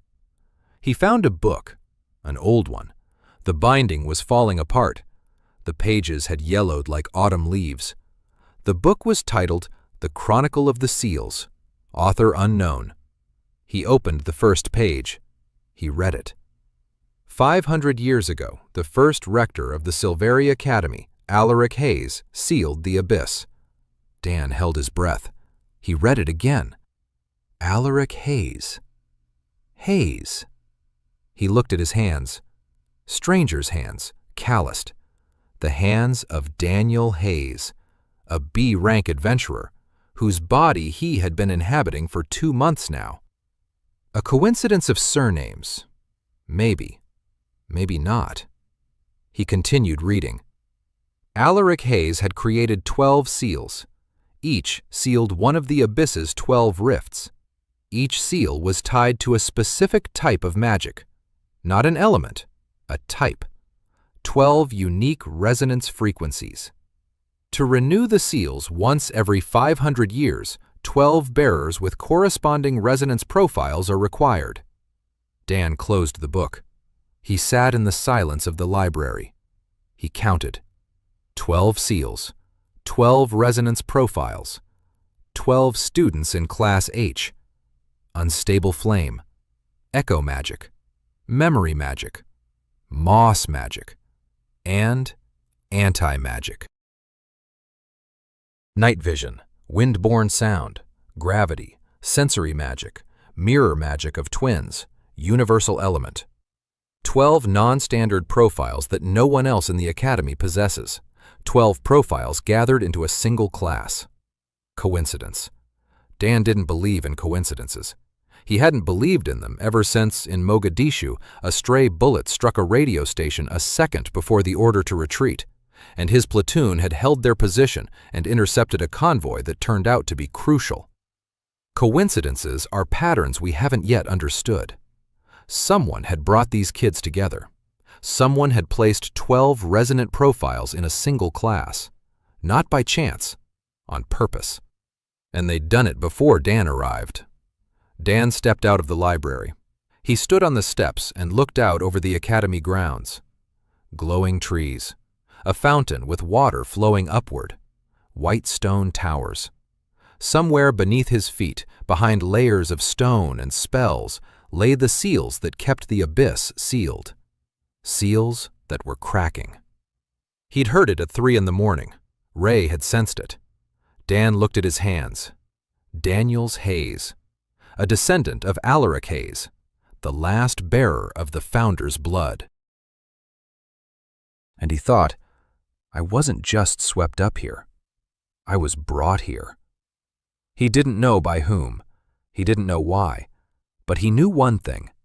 The 12 teenagers whom the whole world considered defective were the 12 keys to the 12 locks on the border between the world and darkness. And someone had planned this a very long time ago.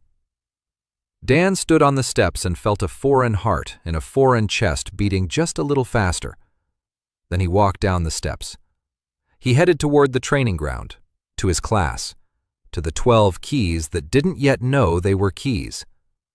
He had 4 weeks until his evaluation, and judging by the sounds coming from beneath the academy, there was much less time left before something else. The 12th week. 3 days until the evaluation. Dan stood in the basement lecture hall and looked at the 12 people in front of him. 3 months, 90 days, thousands of hours of training in the basement, at the training ground, through the side door, in the rain on the academy grounds, in the dark during night patrols. They'd changed, not just as mages, as people. Sora wasn't sitting in the front row, but in the center. Because a leader needs to see everyone, not lead from the head of the column. That was her decision, not his. Liam sat next to Nico. 2 months ago they hadn't spoken. Now they worked as a team, and Liam was amplifying Nico's suppression to a radius of 4 meters. An anti-magic dome. Impenetrable. Maya sat at her desk instead of behind it. She was swinging her legs, nibbling on an apple. Her moss was growing up the wall behind her in thin green patterns. She no longer controlled it consciously. It grew on its own, like breathing, like a part of her. Hajin was drawing in her notebook, but now she was drawing tactical diagrams, formations, movement routes. She had become a battle architect. Dan would give her a task, and a minute later she'd lay out a finished plan that took everyone's abilities into account. Erin sat with her hands bandaged, as always, but the bandages were clean. She no longer knocked her knuckles raw out of anger. She knocked them raw during training, purposely. Her single strike had become cleaner, more precise, more devastating. With Liam's strength and the weight reduction from Kira, she struck like a projectile. Once. 1 shot. No misses. Yuna sat next to Hejin. Their shoulders touched. Yuna no longer trembled in front of the class. She couldn't cast spells at full power in front of an audience, but she could cast spells in front of the 11 people who had stopped being spectators and become her family. Her control lasted 20 seconds with them present. That wasn't enough for a full-fledged battle, but it was enough for one decisive moment. Dan said, "The evaluation is in 3 days. I won't lie to you. The odds aren't in our favor. Vale will put pressure on the examiners. They might change the format at the last minute. You'll be evaluated more strictly than any other class in the history of this academy." Silence. But not the silence there had been 3 months ago. Back then, it was the silence of people waiting for a blow. Now, it was the silence of people listening to their commander. Dan continued, "I've prepared you for 3 scenarios. First, the exam follows the standard format. We'll pass it. Each of you has 3 well-rehearsed demonstrations of control. Your partner sparring is polished. We'll solve the tactical problem with our eyes closed." Second scenario. They change the format. They make it more complicated. They add stages. We're ready. Because for 3 months, I've been changing your assignments every day. You know how to adapt. Scenario 3.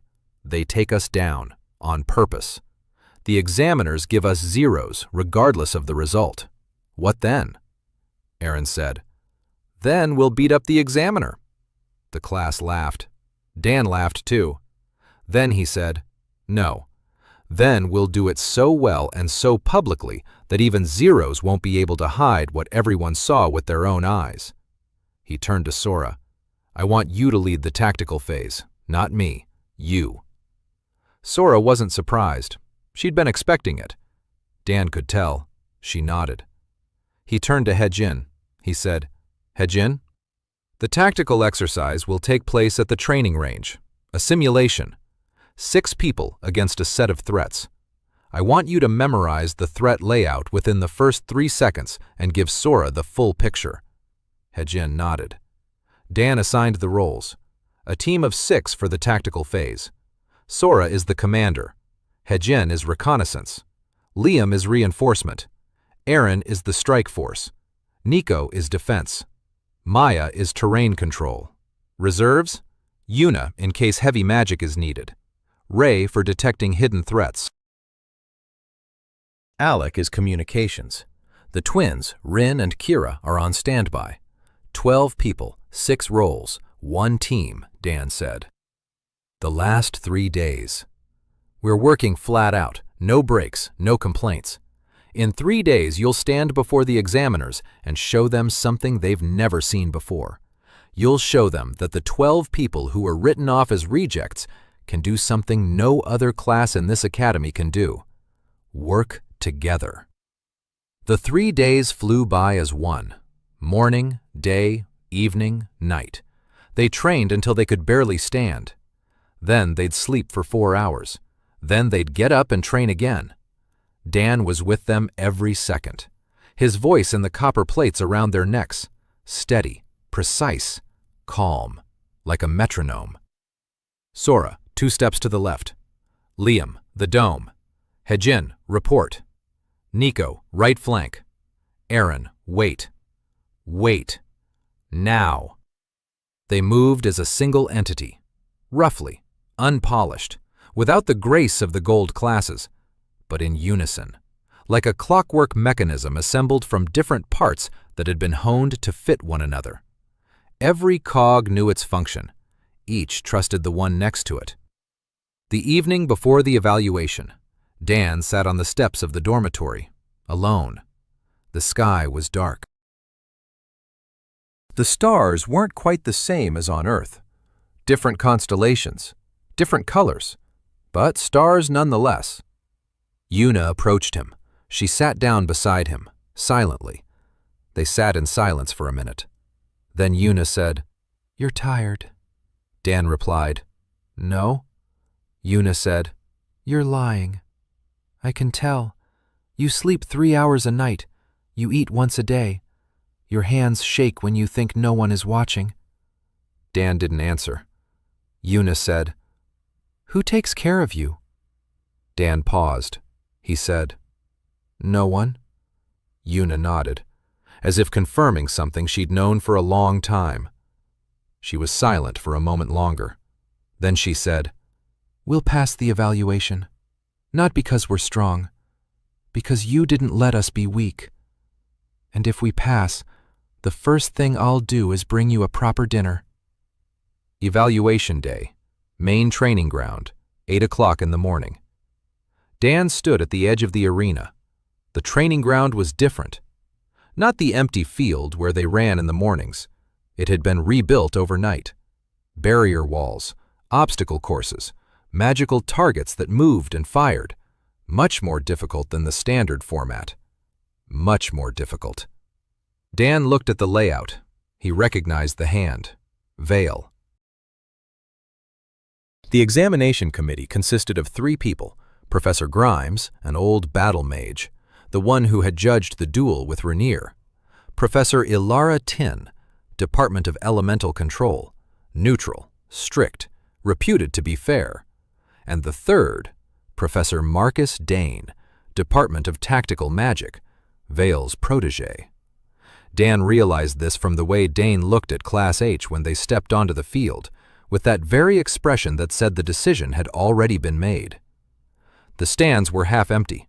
The competition wasn't a public event. But about 50 people had shown up, students from other classes, a few faculty members, Renard in the 3rd row, Rector Sill in the faculty box, and Veil, right next to her. The first stage, individual demonstrations. Each student stepped into the center and demonstrated 3 manifestations of their specialty. Sora went first. 3 demonstrations of cold flame. First, point freezing. She directed the flame at the target and covered an area the size of her palm with frost. Right in the center. Perfect control. Second, cryogenic field. 3-meter radius. Temperature dropped to 18 degrees below zero in 4 seconds. The grass at her feet turned white. The air became visible. Third, selective freezing. 2 objects on the table, a glass of water and a candle. Sora froze the water without touching the candle's flame, which was 10 centimeters away. Control at a level Dan would describe as surgical. Professor Tin watched intently. Grimes nodded. Dane jotted something down without looking up. Liam went second. 3 demonstrations of echo magic. He amplified the candle's flame to the size of a torch. He amplified the sound of a finger snap into a roar that made the stands shudder. He amplified the gravitational field of Kira, who stood beside him as his partner, and a pebble on the table pressed so firmly against the surface that it couldn't be lifted even with both hands. 3 types of amplification, 3 different elements. Flawless control, Professor Tin said under her breath. Impressive. Dane's expression remained unchanged. They went one after another, each with their own 3. Maya grew moss on stone, on metal, and on glass. 3 surfaces, 3 speeds, 3 forms. Control that transformed biomagic into a tool as precise as a scalpel. Nico extinguished the fire at a single point. He extinguished the fire within a cone. He extinguished the fire within a sphere. 3 forms of anti-magic, each with perfect boundaries. Not a single spark survived within the zone.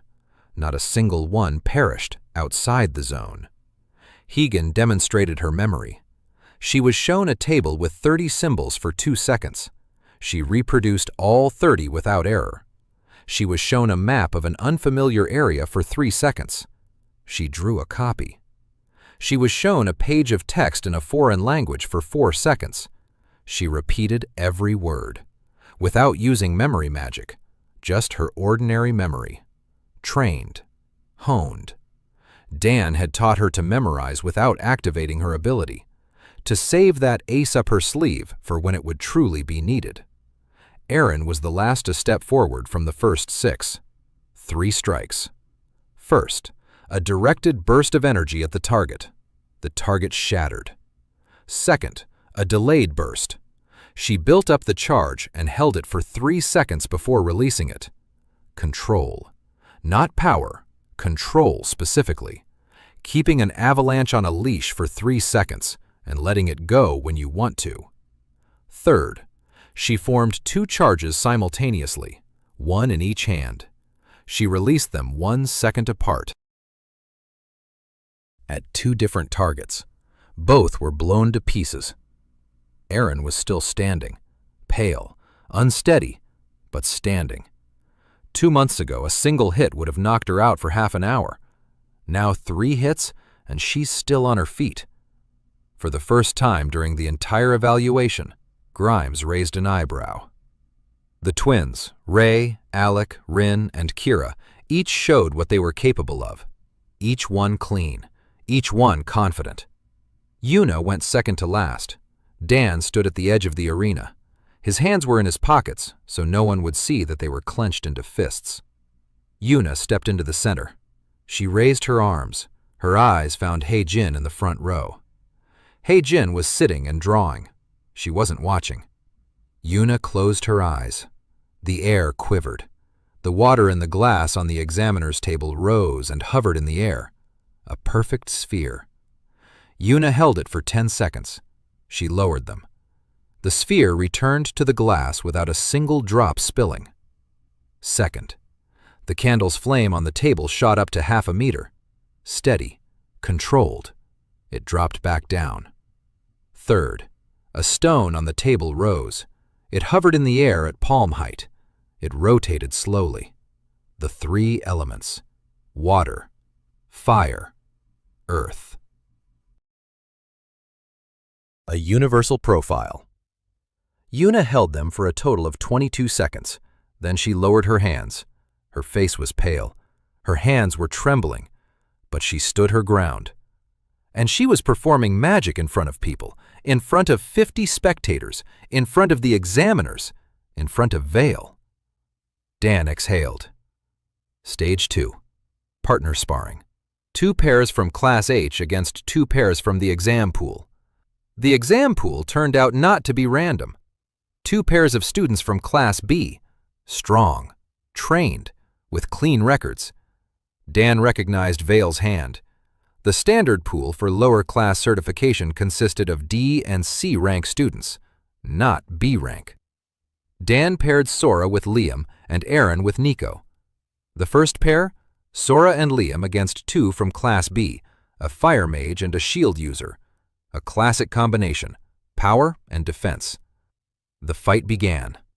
The fire mage struck, powerful, straight.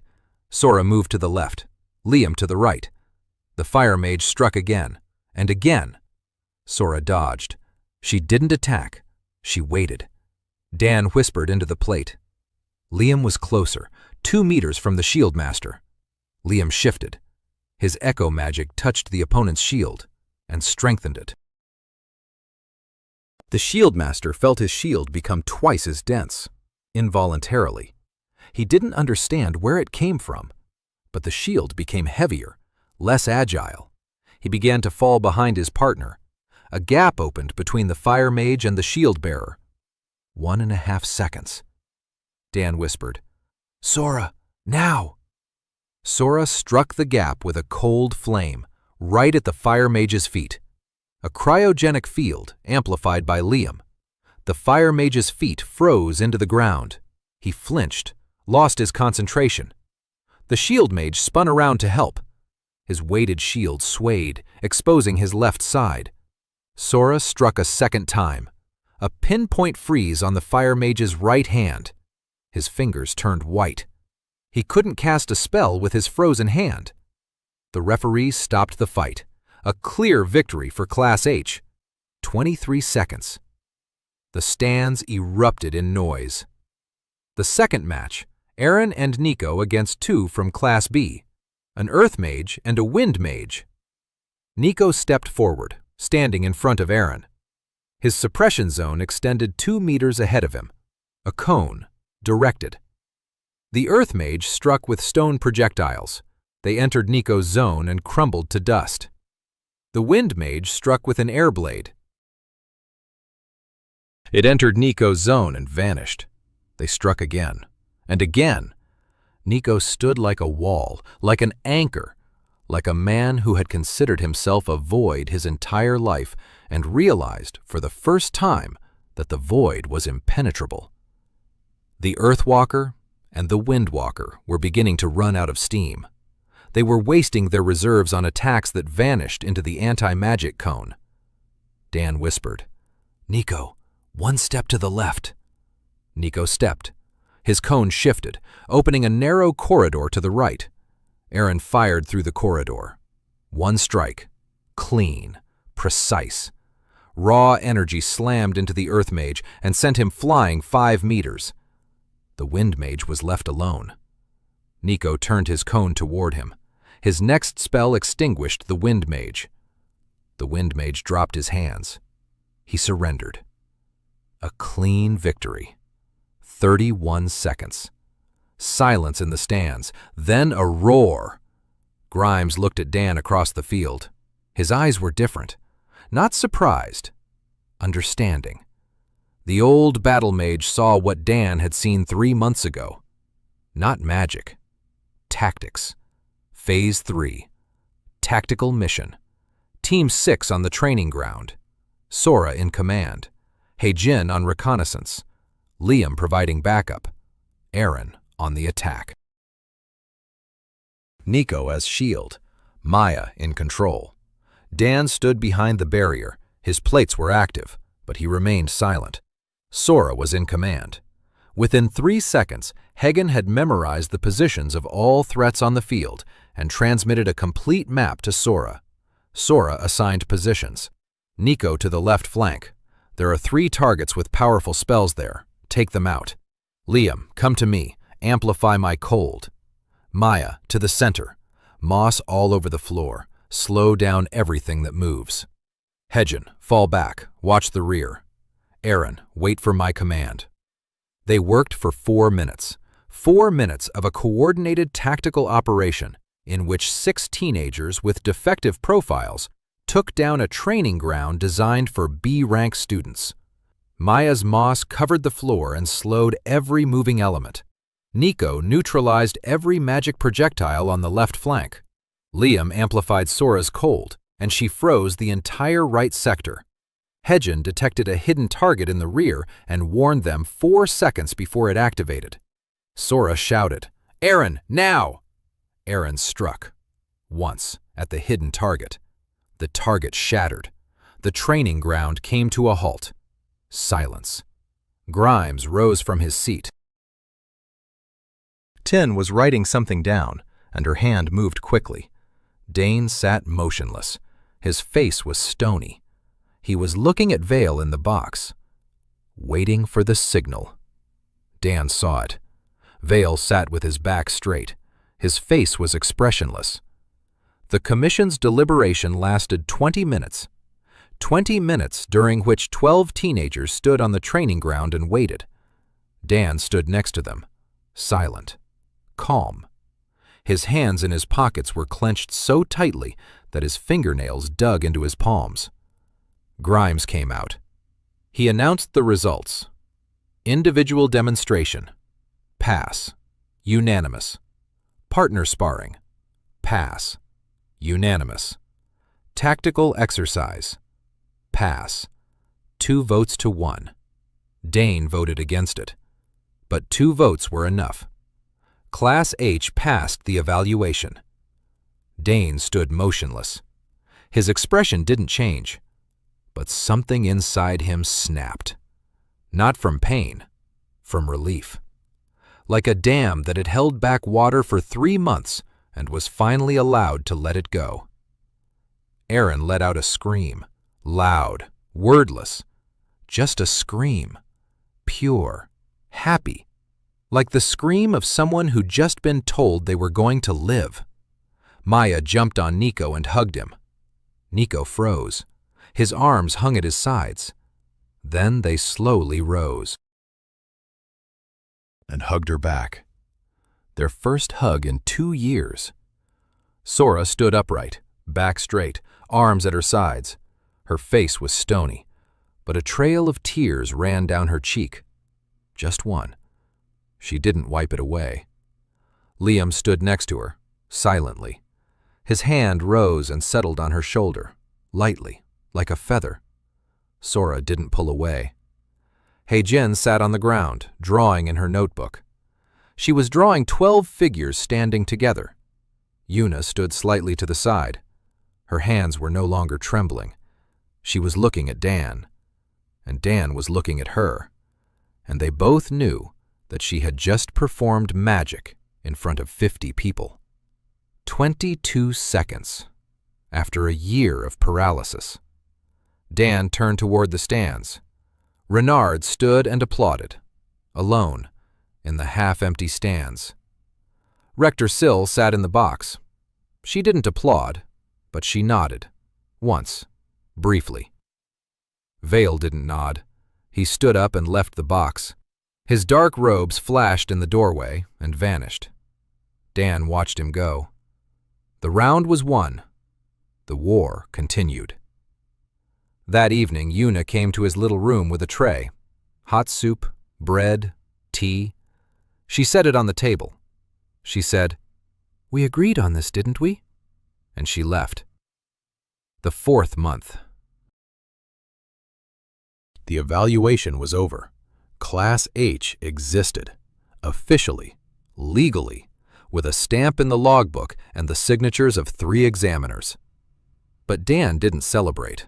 He knew that Vale wouldn't stop, and he knew something else. The sound coming from beneath the academy had grown louder. Not loud enough for everyone to hear it, but Ray sensed it every night. He'd come to Dan in the morning with a pale face and said that the pressure from below was rising, that the earth was humming at a frequency he'd never encountered before. Ancient, heavy, like the breath of something that had been sleeping for 500 years and was beginning to awaken. Dan went to the library every evening.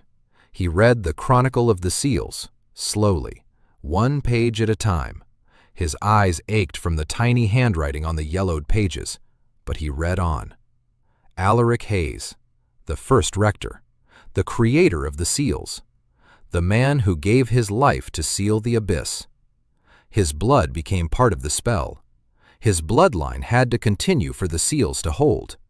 And the bloodline did continue, 500 years, until the last bearer, Daniel Hayes, a B-rank adventurer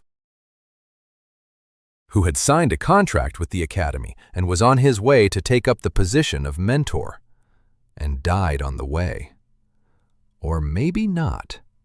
Dan sat in the library thinking. The former Hayes had died, freeing his body for another soul.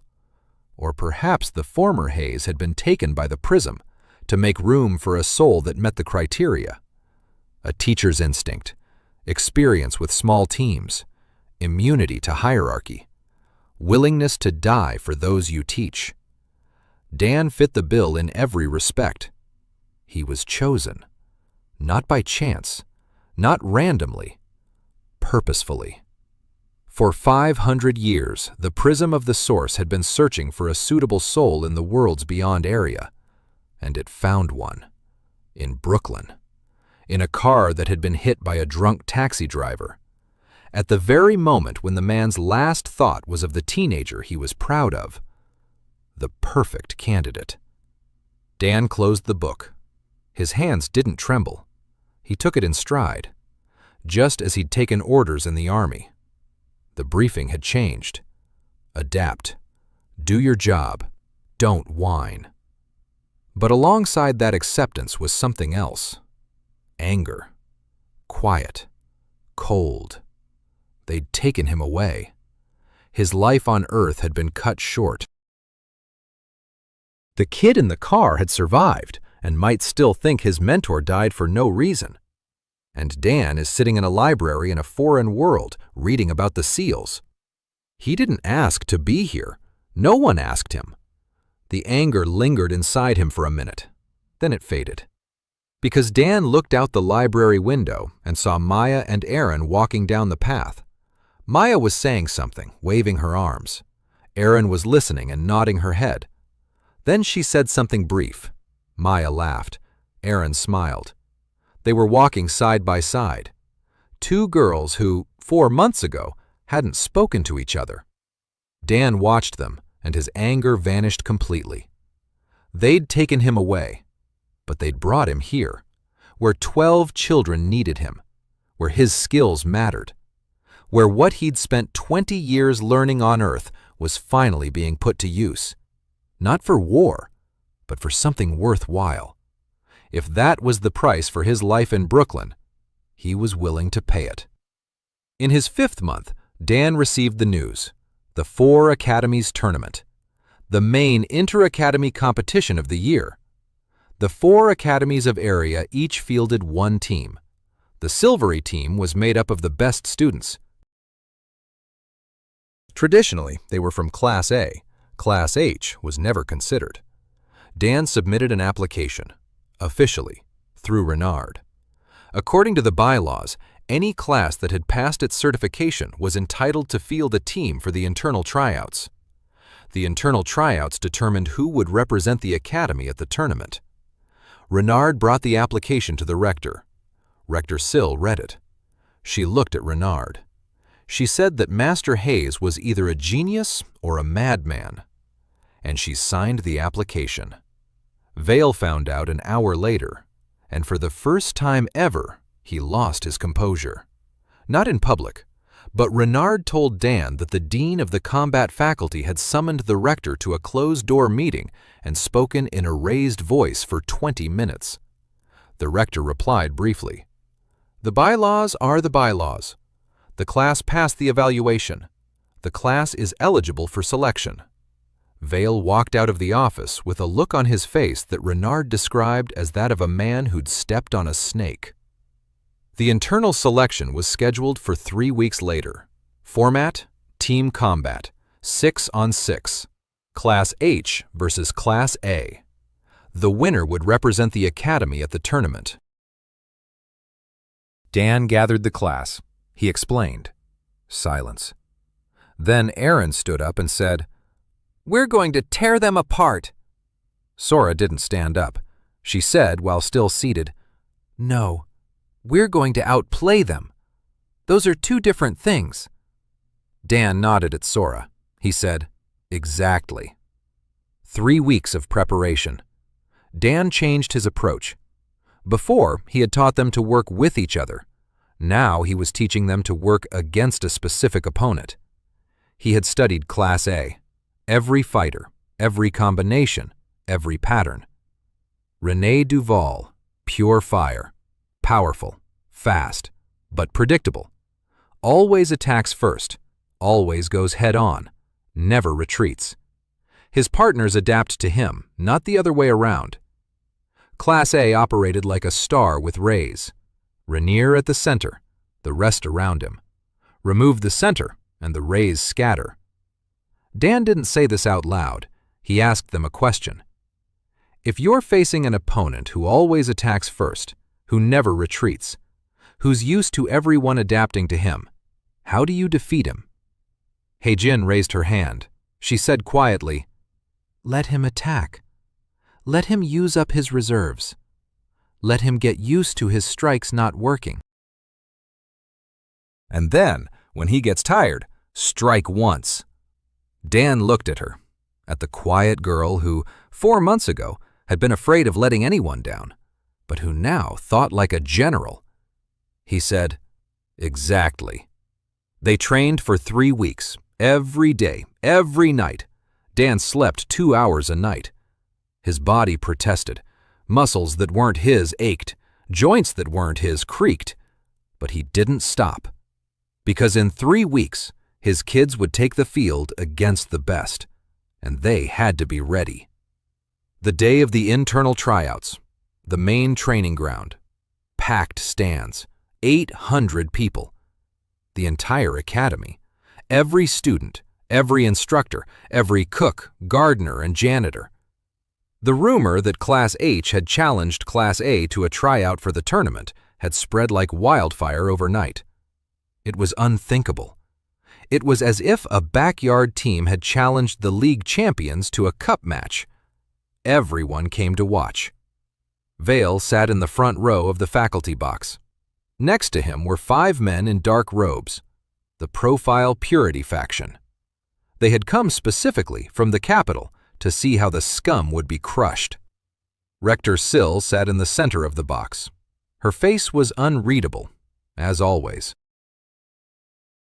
Dan stood at the edge of the arena. 12 students stood behind him. 6 were heading onto the field. 6 remained on the bench.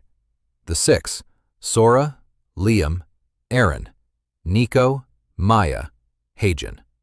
The same 6 as in the evaluation. The same setup. But a different level. 4 months of training instead of 3, and an opponent who wasn't just a set of exam targets. An opponent who thought. Class A had fielded its own 6. René Duval, fire. His deputy, Lyra Cross, ice. Shield Master Gareth Stone, earth. Wind Master Mira Falcon, air. Healer Theo Bran, light. And the 6th, Kai Varden, lightning.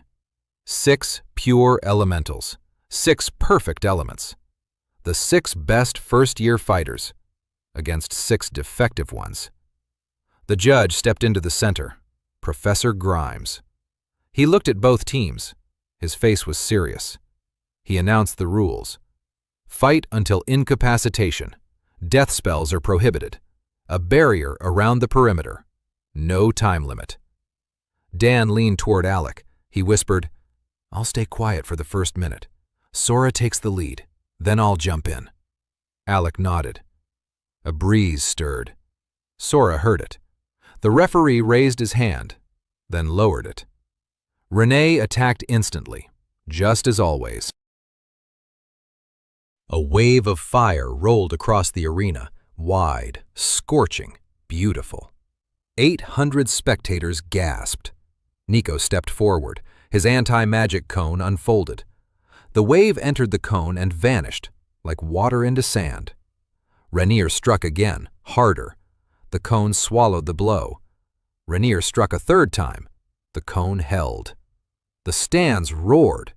For the first time in his life, Rainier had struck 3 times and missed 3 times. He hadn't missed. His strikes were precise. They simply vanished. Kai Varden struck with lightning from the side, bypassing Nico's cone. The lightning flew toward Aaron. Maya raised her hand. Moss rushed across the arena's stone toward the spot where the lightning was supposed to strike. A thick layer, wet. Moss took the charge upon itself. It was charred, but Aaron remained unharmed. Class A regrouped. Rainier retreated, for the first time in his life. Not because he was afraid, because his attacks weren't working, and he didn't understand why. Sora gave orders in a quiet voice. "Liam, come to me." "Hedgen, report." Hedgen assessed the situation in a second. She said, "Healer Theo in the rear, Shield-bearer Gareth on the right flank, Windwalker Mira on the left. Kai in the center, Rainier in front of Kai, Lyra behind Rainier. Shield, spear, spear, lightning, ice." Sora translated this into a tactic in 3 seconds. "Nico, take on Rainier. Hold the cone. Let them attack. Let them waste their energy. Maya on the left flank. Moss on Mira. Slow them down. Liam, come to me. Amplify the cold. We're moving to the right flank. We'll flank the shield bearer. Hedgen, watch for lightning. Give a warning. Aaron, wait, wait, wait." They've moved. Not in a crowd, not in formation, like water, flowing around obstacles, each in their own direction, each with their own task. Nico stood before Rainier like a rock. Rainier struck, struck, struck. The fire vanished into a cone. Rainier was furious. His blows grew stronger, his reserves were dwindling, but he couldn't stop. He didn't know how to retreat. He didn't know how to change tactics, because he'd never had to. Maya entwined the left flank with moss. Mira Falcon tried to blow the moss away with the wind. The moss grew faster than the wind could carry it away. Mira was stuck. Her feet were stuck in the green carpet. She couldn't move. Sora and Liam came in from the right. Gareth Stone raised his shield, a wall of stone. Liam amplified Sora's cold. The cryogenic field struck the wall. The stone frosted over. It cracked. It crumbled. Gareth retreated. His shield crumbled. He raised a second one. Sora froze that one too. A third. Frozen. Gareth stood without a shield, defenseless. Kai Varden struck Sora with lightning. Hedgen screamed. Lightning, 3 o'clock. Sora moved to the left. The lightning passed her by. Dan leaned toward Alec. He whispered, "Aaron, now." The wind swept across the field. Aaron stood behind everyone else, quiet, motionless, like a bullet in a barrel. She waited. She waited 4 minutes, the hardest thing she'd ever done in her life. Not to strike, to wait. She heard the command. Kira stood beside her. Her hands rested on Aaron's shoulders. The weight was cut in half. Aaron surged forward, twice as fast, across the entire field, past Nico, who was holding Rainier, past Maya, who was holding Mira, through the breach that Sora and Liam had created on the right flank, straight toward Theo Bran, the healer, who was standing in the rear, who supported the entire team, who was the core of their endurance. Theo saw her. He raised a protective barrier. Light, bright, dense. Aaron struck, with everything she had, in a single shot. Liam was 20 meters away, too far for amplification. But Aaron didn't need amplification. 4 months of training, control, precision, all focused on a single point. Theo's barrier shattered like glass. Aaron flew through the shards of light and slammed into the healer with her shoulder. Physically. Theo fell. Aaron fell on top of him and lost consciousness. As always, 1 hit, blackout. But Theo was lying beneath her, taken out. The referee called it. The healer was neutralized. Without the healer, Class A began to crumble. Rainier turned around. He saw Theo on the ground, his concentration shattered. Nico took advantage of it. He widened the cone. He extinguished the remaining flames around Rainier. Rainier stood in the middle of the arena, without fire, without a healer, without a plan. Sora shouted, "All together, now!" Maya entangled Rainier's legs with moss. Sora struck with cold. Liam amplified it. Rainier froze from the waist down. Lyra Cross tried to counterattack. Icy spears flew at Sora. Nico spun around. The cone absorbed the spears. Kai struck with lightning. Heijin shouted the direction. Sora moved out of the way. The lightning struck the moss. The second layer was charred. Maya grew a third, a fourth, a fifth. Kai struck with lightning. Maya grew moss. An endless cycle. Kai ran out of steam first. His reserves were finite. Maya's moss required almost nothing. She could grow it for hours. It was a war of attrition, and Class H was winning. Because their tactics conserved resources, while Class A was wasting them. Gareth gave up. Mira gave up. Kai dropped his hands, exhausted. Lyra Cross stood alone. She looked at Rainier, frozen up to his waist, at Theo, lying unconscious, at the others, all spent. She raised her hands. She surrendered. The referee announced, "Class H's victory." 800 people were silent. 3 seconds. 5. 7. Then someone in the stands clapped. One person. Then a second. A third. A 10th. A 50th. Applause swept over the arena like a wave. Not everyone was clapping. Maybe half. Maybe fewer. But it was more than anyone had expected for Class H. Dan stood at the edge of the arena. His face was impassive, but his eyes were shining. Sora stood on the field, sweaty, dirty, with traces of moss on her uniform and frost on her fingers. She looked up at the stands, at the 800 faces, at the applause. Then she turned to Dan and nodded, once, briefly, like a commander to a commander. Vale sat in the box, motionless. His face was a mask. The 5 men in dark robes standing next to him rose and left. Without waiting for the end, they'd seen enough. Class H was on its way to the 4 Academies tournament. The 4 Academies tournament was held on neutral ground, Soul Crest Arena, an ancient stadium at the crossroads of 4 provinces. Stone and magic. Stands with a capacity of 5,000, all filled to capacity. The 4 Academies, Silvery, Arkwright, Nordheim, and Estwald. Each fielded a team of 6 fighters. The format, semifinals, then the final. Silvery versus Arkwright in the first semifinal. Arkwright, 3-time defending champions. Perfect profiles, perfect pedigrees. Their captain, Serena Villar, was the daughter of the Northern Army commander. Profile, a top-tier pure lightning. Her reaction speed was unmatched by anyone else in the tournament. Dan had studied them. He spent 2 weeks before the tournament analyzing them.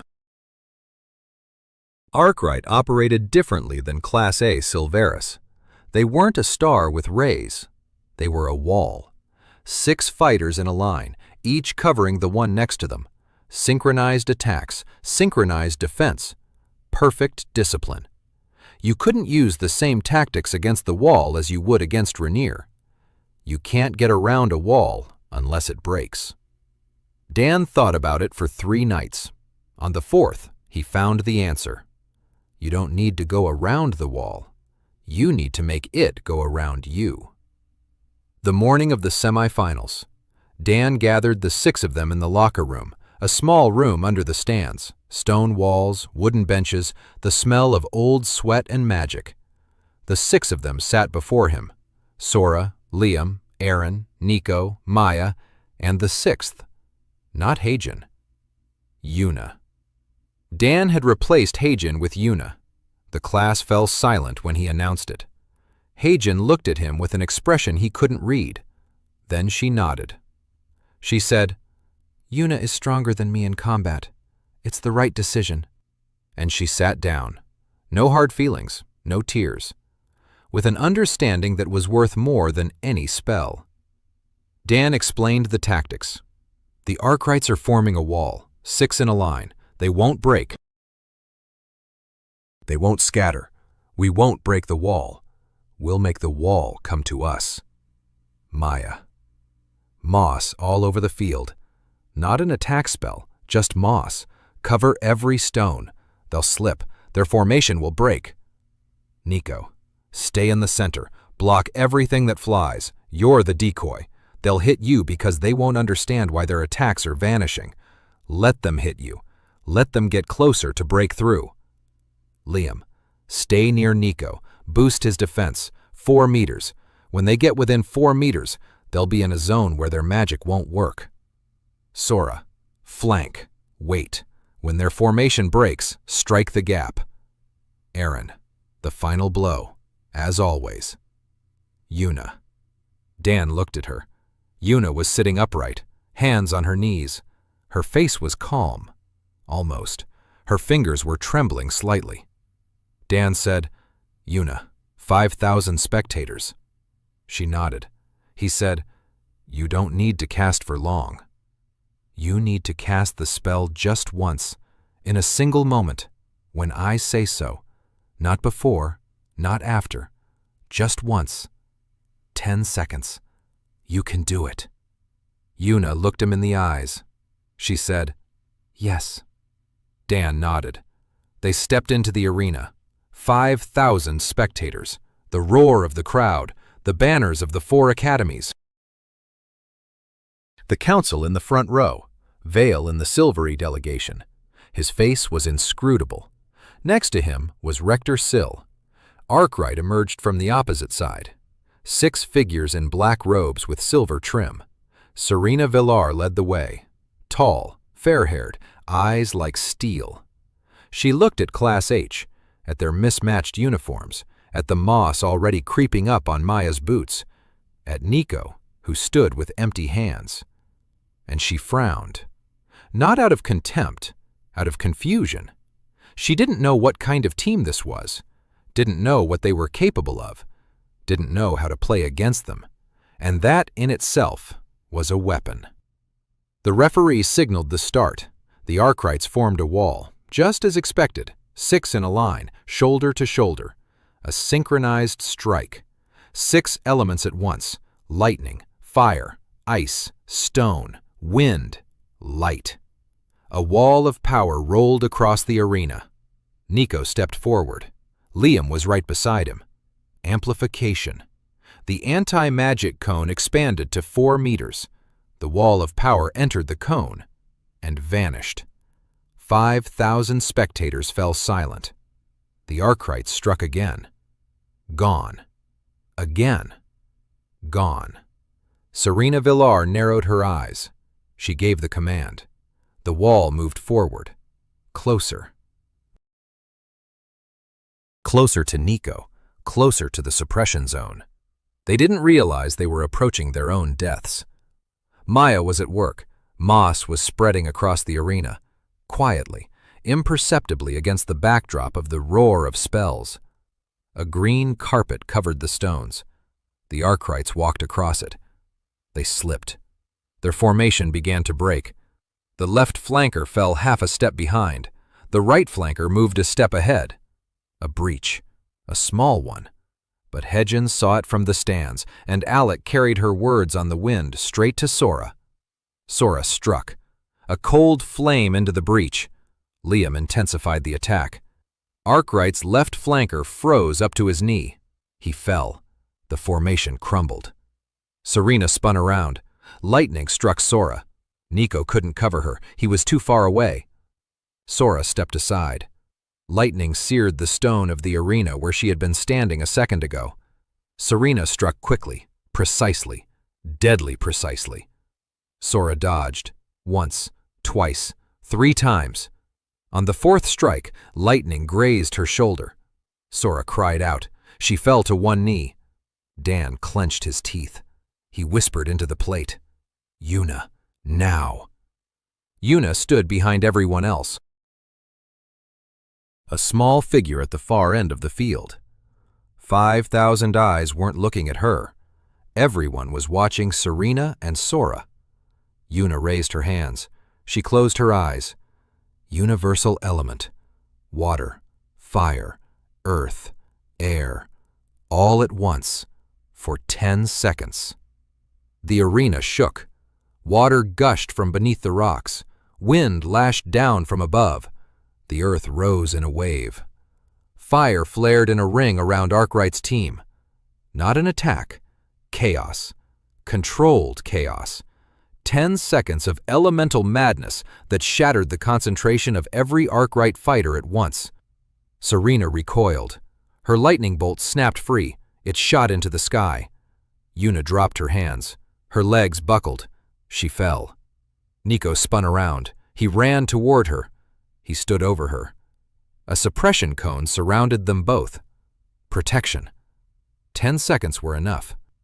Eren burst through the chaos. Kira reduced her weight. Liam was far away, but Eren didn't need a boost. She needed the moment. Serena VR stood there, disoriented. Water up to her knees. Wind in her face.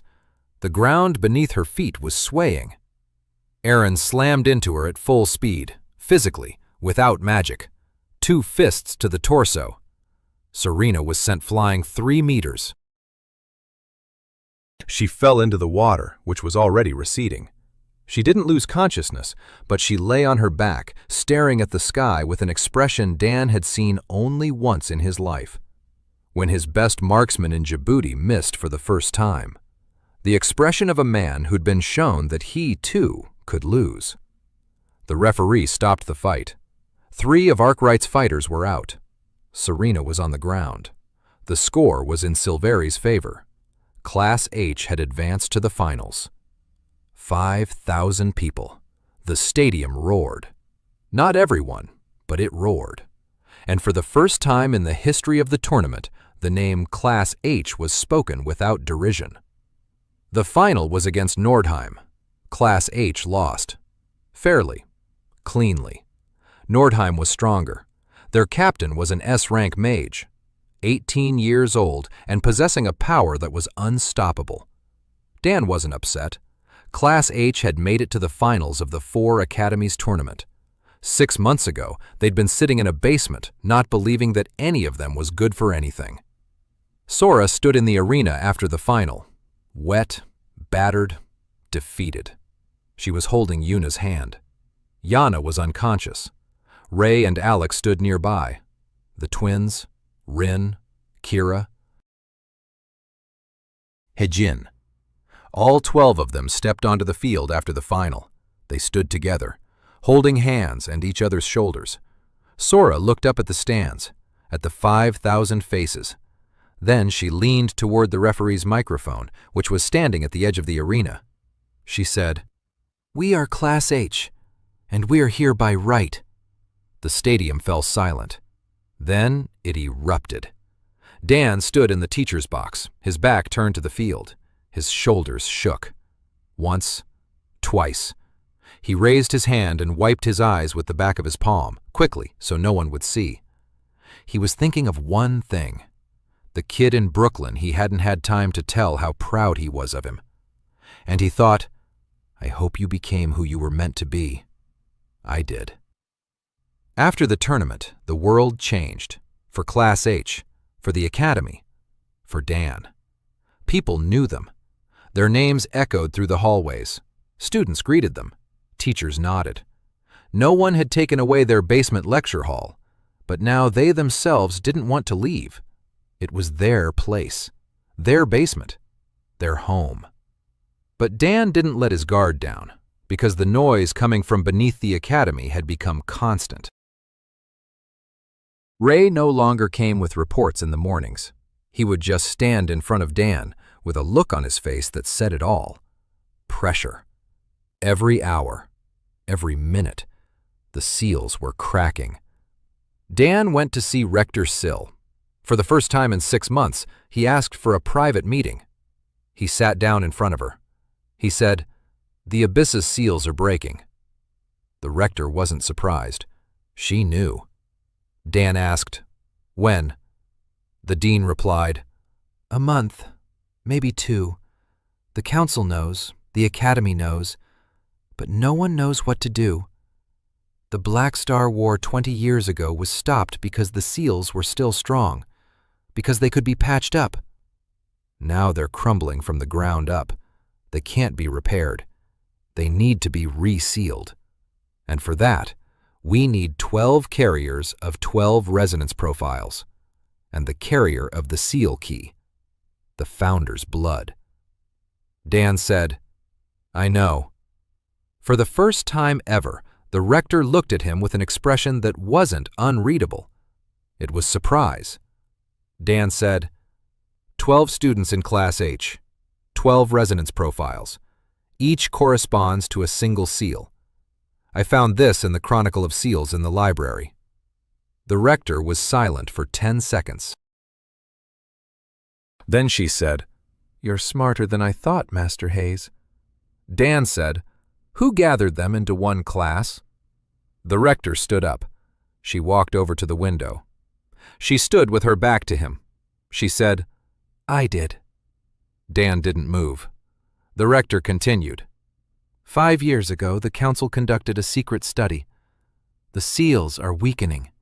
We need carriers. The prism of the source identifies profiles, but not all profiles fit into standard categories. Some, rare, unique ones, are labeled as defective because the classification system doesn't account for what they're meant to do. She turned to Dan. 12 children with resonant profiles are born once every 500 years. The prism doesn't mistakenly assign them a defective profile. It hides their true potential so that no one finds them before their time. I found them, gathered them into one class, and waited. Dan asked, "What were you waiting for?" The rector replied, "You." Silence. The rector said, "The Chronicle of the SEALs describes the ritual. 12 bearers, 1 conduit. The conduit must be of the Founder's bloodline, without a magical profile. With a soul not of this world." Because a soul from area carries the resonance of the prism and distorts the ritual, a pure soul is needed, from beyond the border. You are Daniel Hayes, the last descendant of Alaric Hayes, with a soul from a world beyond area, the conduit. Dan sat in a chair in front of the dean and thought. Then he said, "My students know they are the keys." The dean replied, "No." Dan stood up. He said, "Then I'll tell them." The dean said, "That might break them." Dan replied, "I won't lead them into a battle they didn't choose. They're adults. They'll decide for themselves." That evening, he gathered the class in the basement auditorium. He closed the door, sat down at a desk, just like on the first day, and told them everything. Who he was, where he came from, why Prism can't see him, what the Abyss SEALs are, that they're crumbling, that the 12 profiles in this class aren't a coincidence, that each of them is the key to one of the SEALs, that someone brought them together long before he arrived, and that in a month, maybe 2, the world will collapse if the SEALs aren't renewed. He spoke for 20 minutes, no pauses, no embellishments. Facts. Just facts. Like a pre-operation briefing. When he finished, the class was silent. For a long time. A heavy silence. Then Sora said, "You're not from this world." Dan replied, "No." Sora said, "You died in your world and woke up here."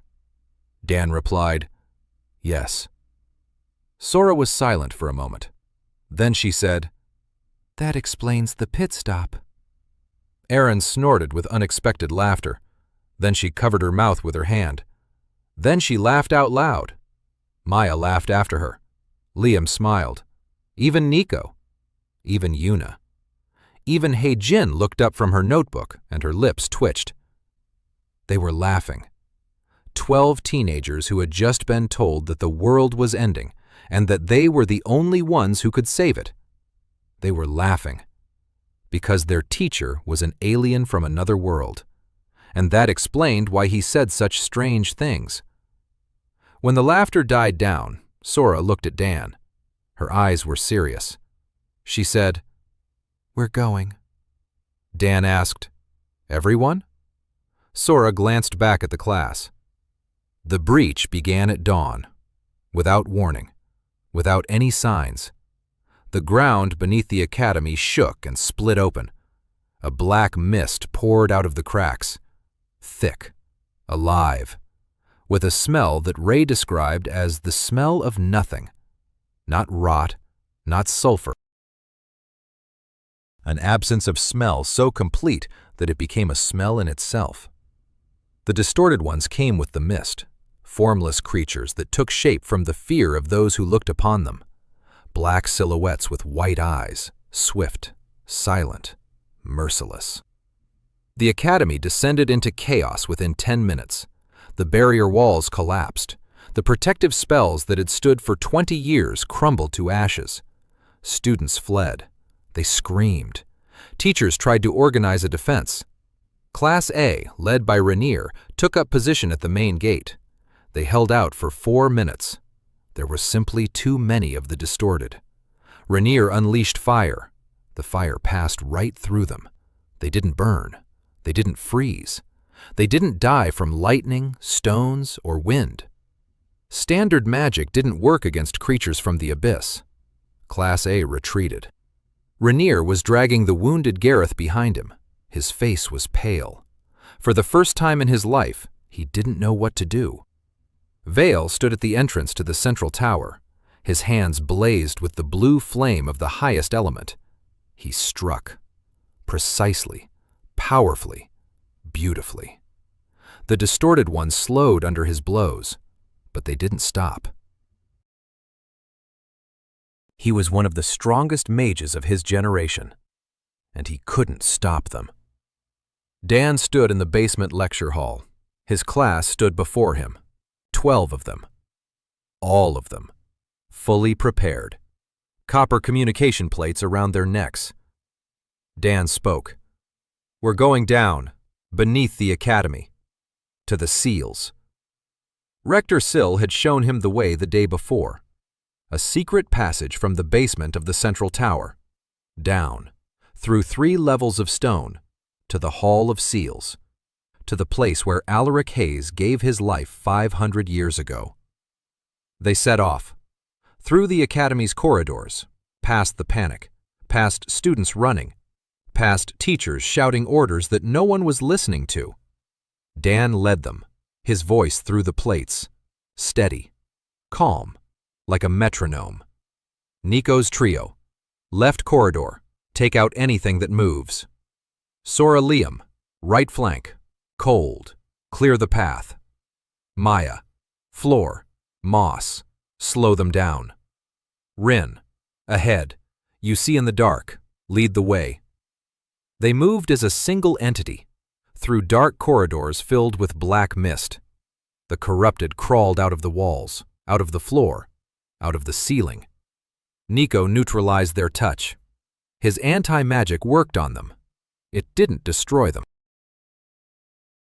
but it repelled them. The distorted ones were creatures made of pure abyss magic.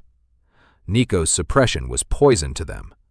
He walked first, behind Rin. His arms were raised. The suppression cone was expanded to its maximum, 4 meters, with Liam's amplification. The corrupted recoiled from him. They hissed. They crawled away. He moved through them like a knife through butter. The boy who had been called the Void his whole life. He walked through the darkness, and the darkness parted before his void. They descended to the first underground level, the second, the third. The air grew heavy, cold, old. Dan felt pressure in his chest. A foreign heart was beating faster. The Hayes blood, the Founder's blood. It resonated with the seals. The closer he got, the stronger the pressure became. They entered the Hall of Seals, a vast underground space, circular. The walls were made of black stone, covered with runes that glowed dimly. The ceiling was lost in the darkness. In the center of the hall stood 12 stone pillars arranged in a circle. Each pillar glowed, dimly, as if dying. The seals. On each pillar were runes and symbols. Each set was unique. Each corresponds to one of the 12 rifts, and each one was cracking. Literally. Cracks ran across the stone. The light flickered and faded. Black mist seeped from the cracks. Dan stopped in the center of the circle. He looked at the 12 pillars, at the 12 students. He said, "Each to their own." The rector handed him a chart of correspondences. Sora, the pillar of icy fire. Liam, the pillar of resonance. Heijin, the pillar of memory. Maya, the pillar of life. Aaron, the pillar of strength. Yuna, the pillar of balance. Nico, the pillar of void. Ray, pillar of emotion. Alec, pillar of wind. Rin, pillar of sight. The twins Tarek and Ferric, pillar of illusion and pillar of form. Kira, pillar of gravity. They scattered. Each stood before their own pillar.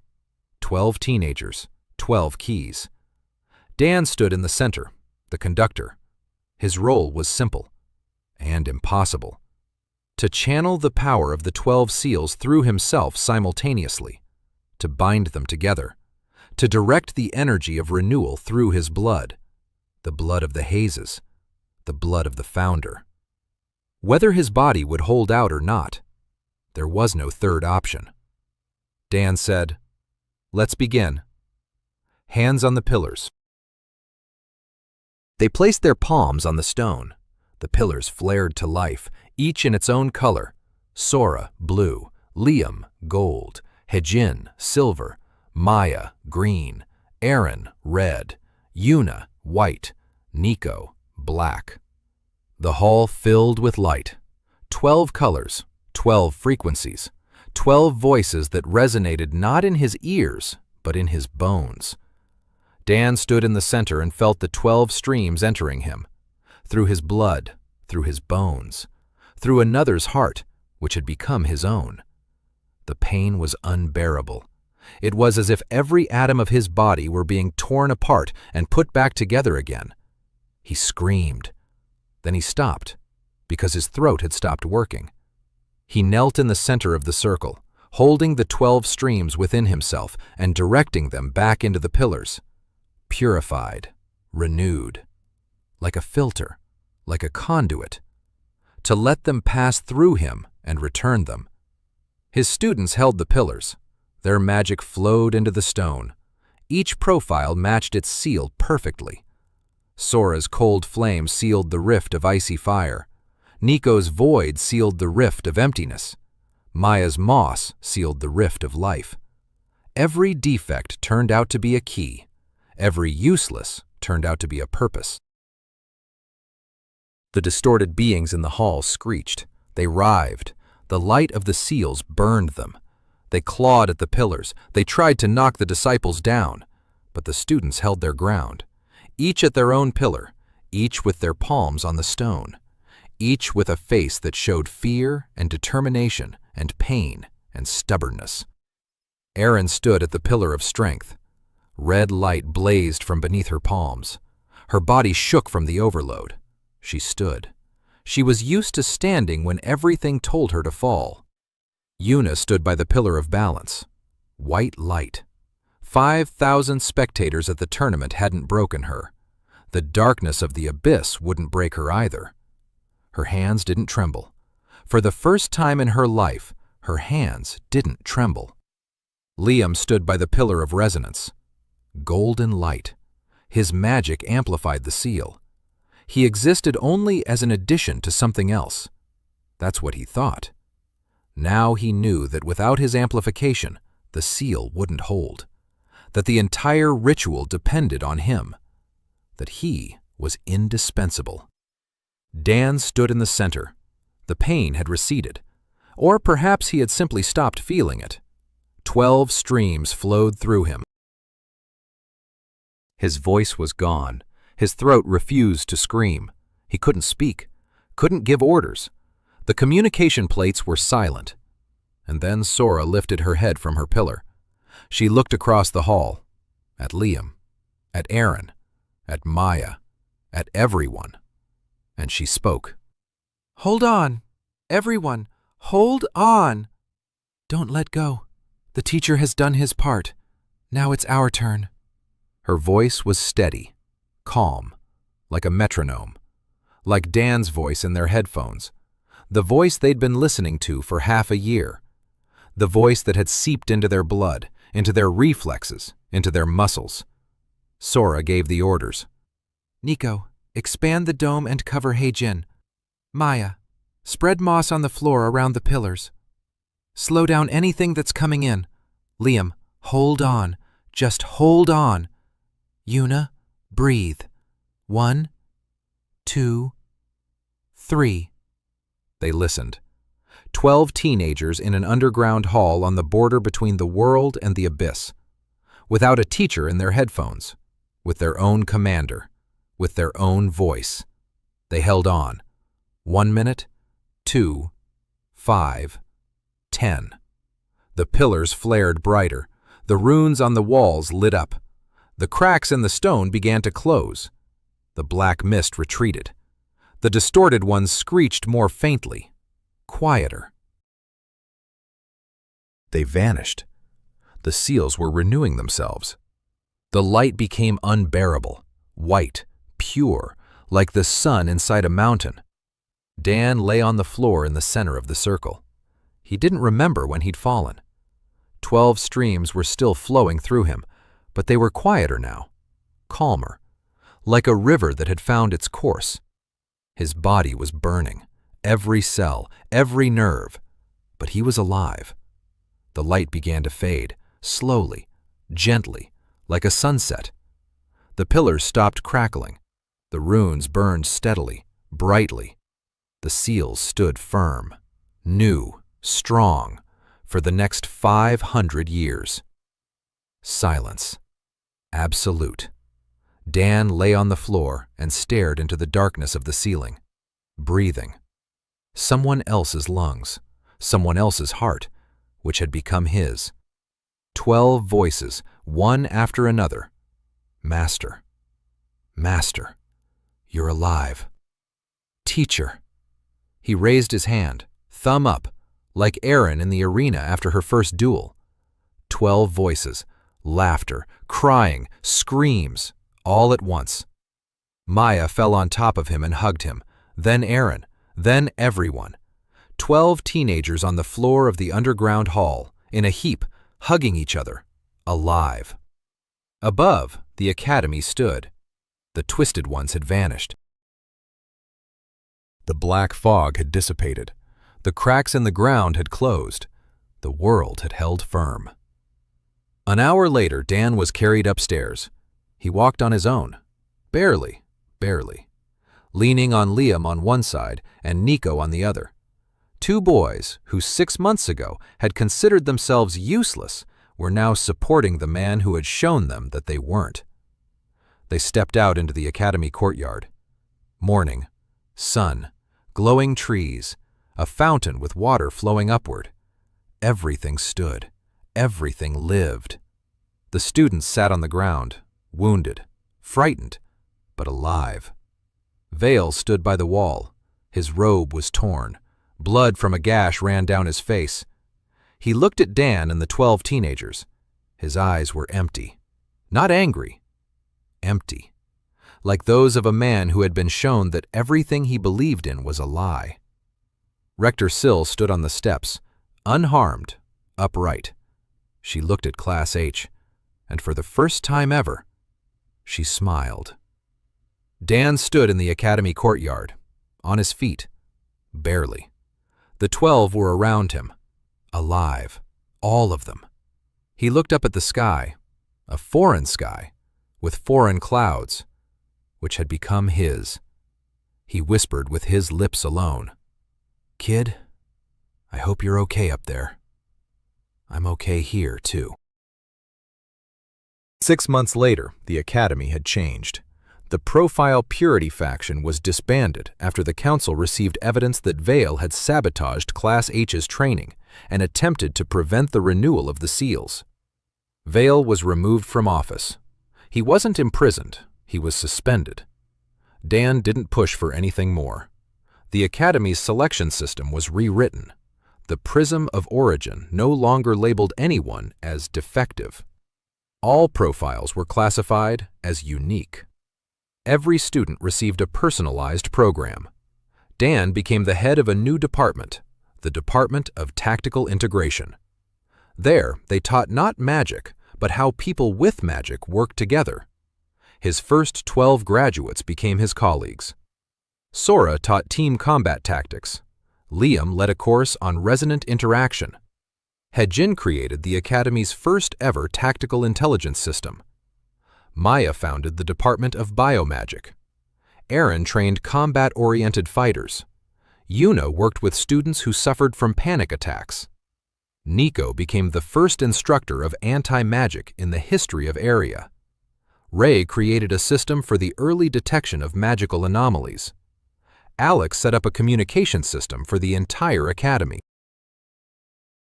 Rin led nighttime operations. The twins pioneered the field of tactical disinformation. Kira taught applied physics of magic. 12 students, 12 instructors, 12 people whom the world had labeled defective and who saved that very world. Dan stood in his office. Not in that tiny cubbyhole on the 4th floor. In a real office with windows on both sides, with bookshelves, with 17 notebooks that had piled up. A copper plate hung on the wall, the first communication artifact. Rough, with uneven runes.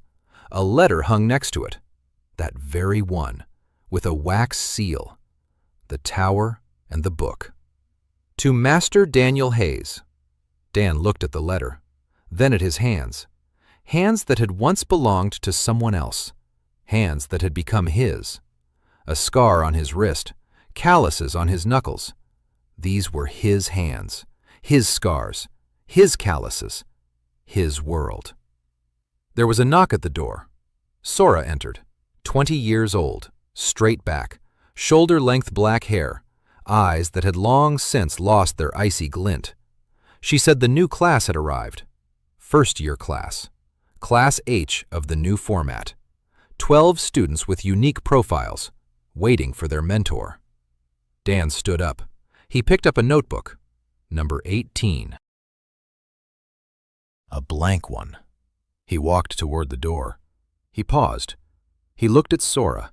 He said, "Come with me." Sora nodded.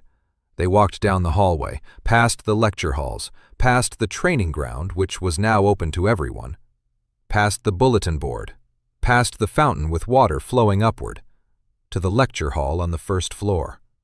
Not in the basement, on the 1st floor, with large windows, full of light. Dan opened the door. 12 teenagers turned their heads toward him.